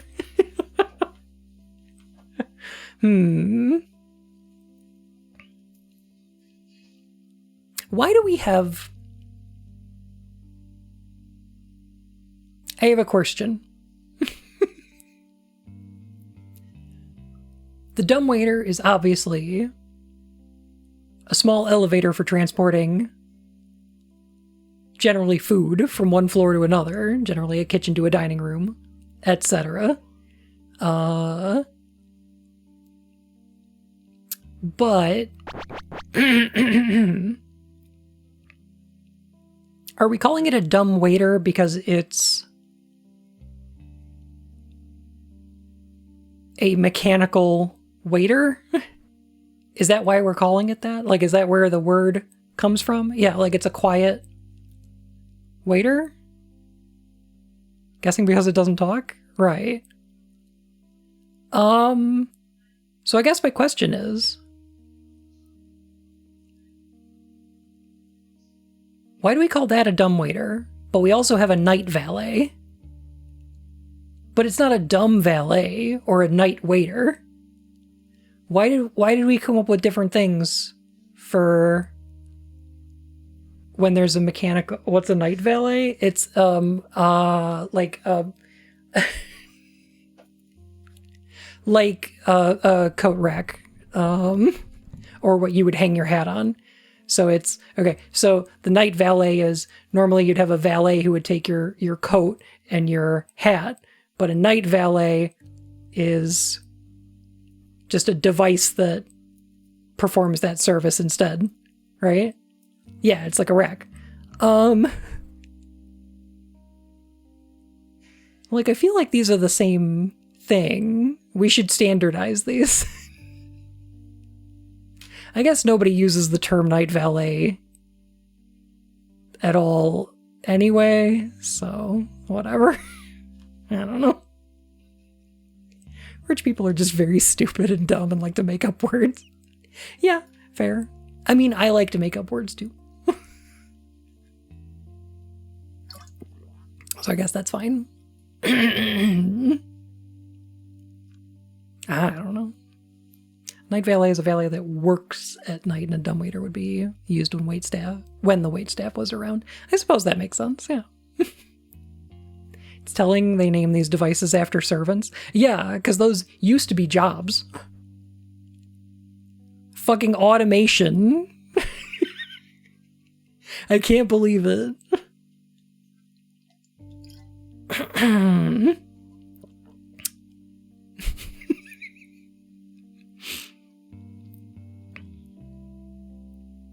Looked it up. A dumb waiter is called that because it was a silent waiter, and dumb meant, well, it used to mean a mute person. Just like a lazy Yeah, Susan yeah. is a device that replaced the woman who used to spin around with all of your spices.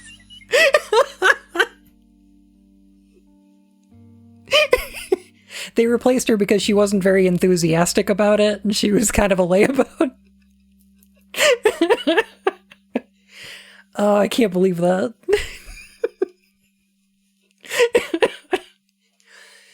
Goodness. Hey, Seb, how are you doing? Oh my goodness.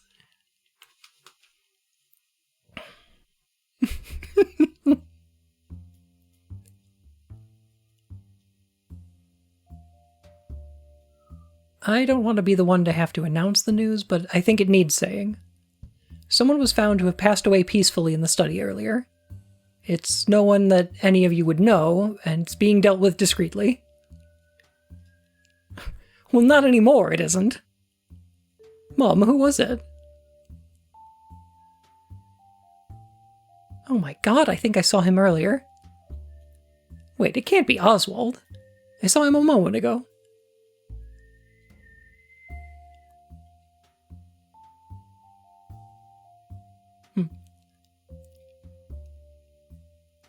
It wasn't Oswald, whoever this man was. I didn't recognize him. Gosh, that's awful. Why didn't you say?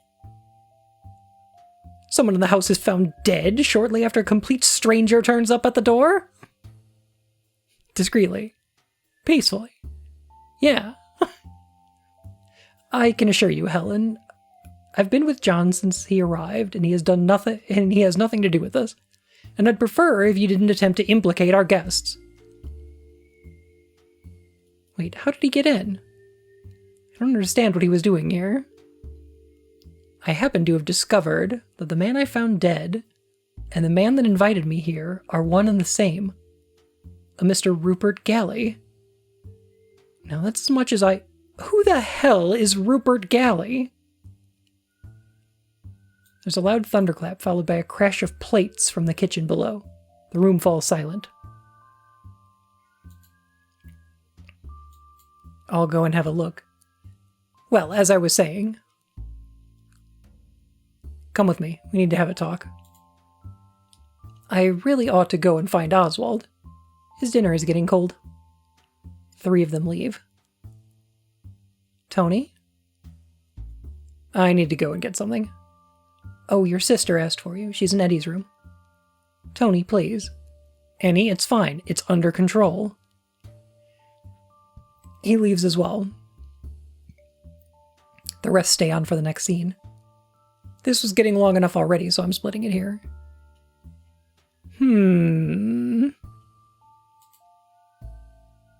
Alright. I have some threads to pull on. So I think I'm going to leave it here for now.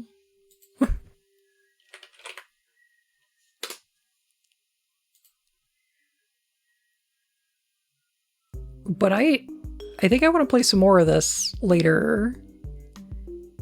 Because, I'm enjoying this quite a bit. This is actually pretty great. You can just play this in a browser on itch.io. Should I link it? Do any of y'all want the link for this? This is fun. Yeah, this is just a free browser game on itch. How cool is that? So, I think I'll play some more of this next Thursday. It's free? It's free! Aw. Thank you all for being here. Let's go ahead and see who's streaming tonight. Oh, I gotta save my notes. See who we should raid tonight. I just checked to see if it has the same root word as dumbbell, and it does. Referred to an exercise machine that was operated the same way as they ring church bells, but with a flywheel for resistance instead of an actual bell. Interesting. So like a bell, but silent. Got it. Interesting. Fascinating. Huh.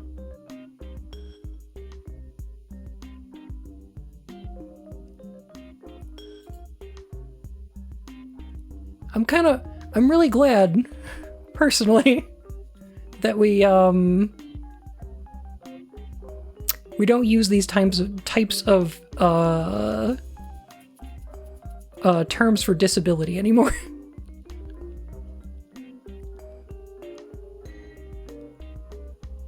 I'm happy about that.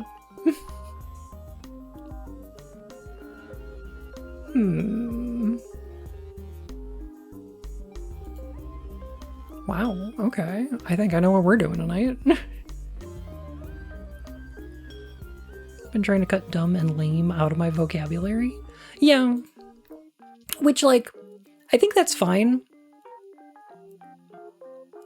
But I don't think anybody in 2025 is going to hear somebody say that something is lame or something is dumb and think that they mean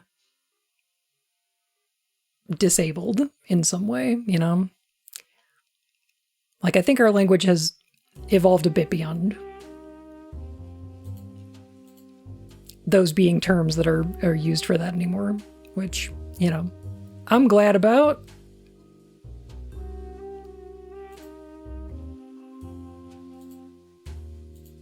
I'm happy we're not doing that anymore. It's the end of stream. It's the end of stream. I'm sorry. I'm gonna see if I can scrounge me up some food. I think I have some Pop-Tarts downstairs. I think my PayPal's a little empty, so that's what I'm gonna do for dinner. Yeah. More is it woke with? I mean, we could do that. But I'm starving, so I'm gonna scrounge me up some nibbles. Pop-Tart dinner, are you okay, boy? Yeah, no, I'm okay. I got some milk and Pop-Tarts, I'll be alright. Maybe some string cheese. I love that.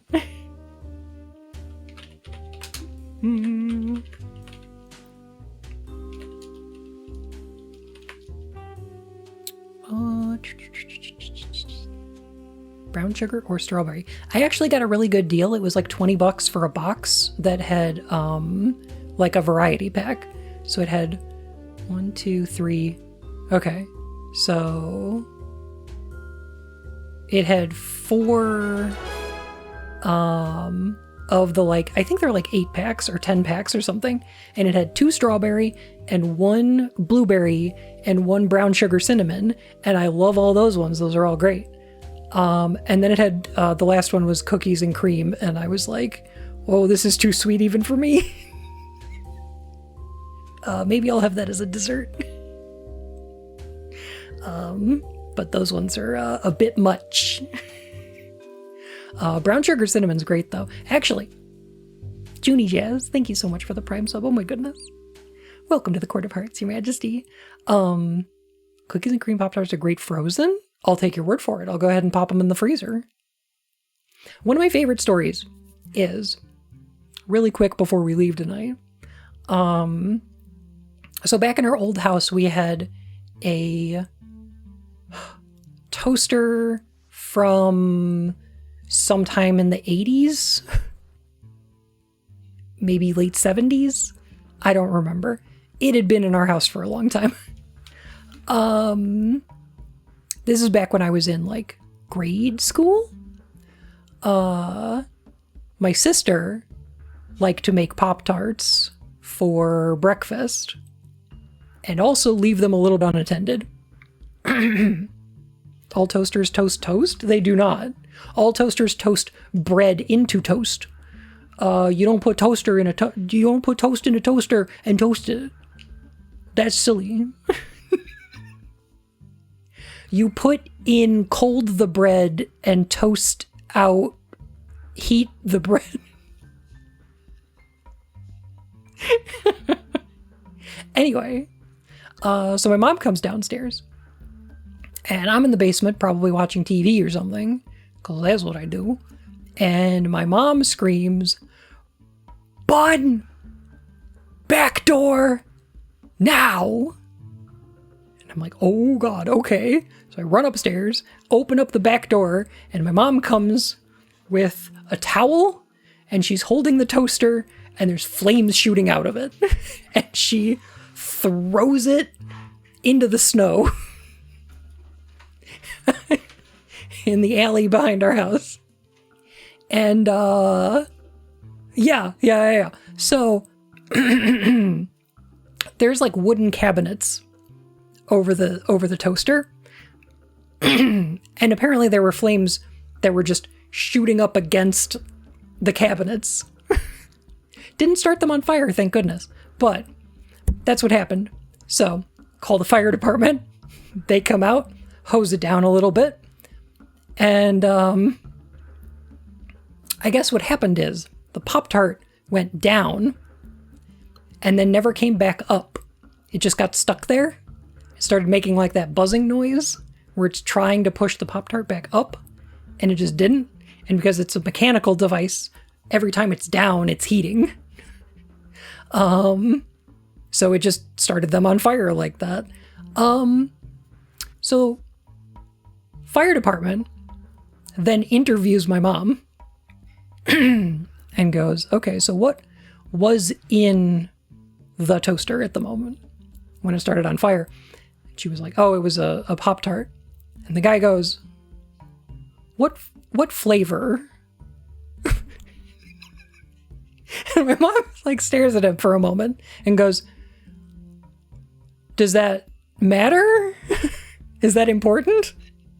And he says, well, I'm not sure. Maybe some flavors are more flammable than others. Okay, it was brown sugar cinnamon. And you know what the funny thing is about that? I think that's possible. Before you go, QU might be Quail Lane. That makes sense. That's where his car was. Totally. Yeah. It's true sugar content? Exactly. That's what I was thinking. Brown sugar? That might actually be more flammable. almost burning down your house for the Pop-Tart none of the kids want, SMH.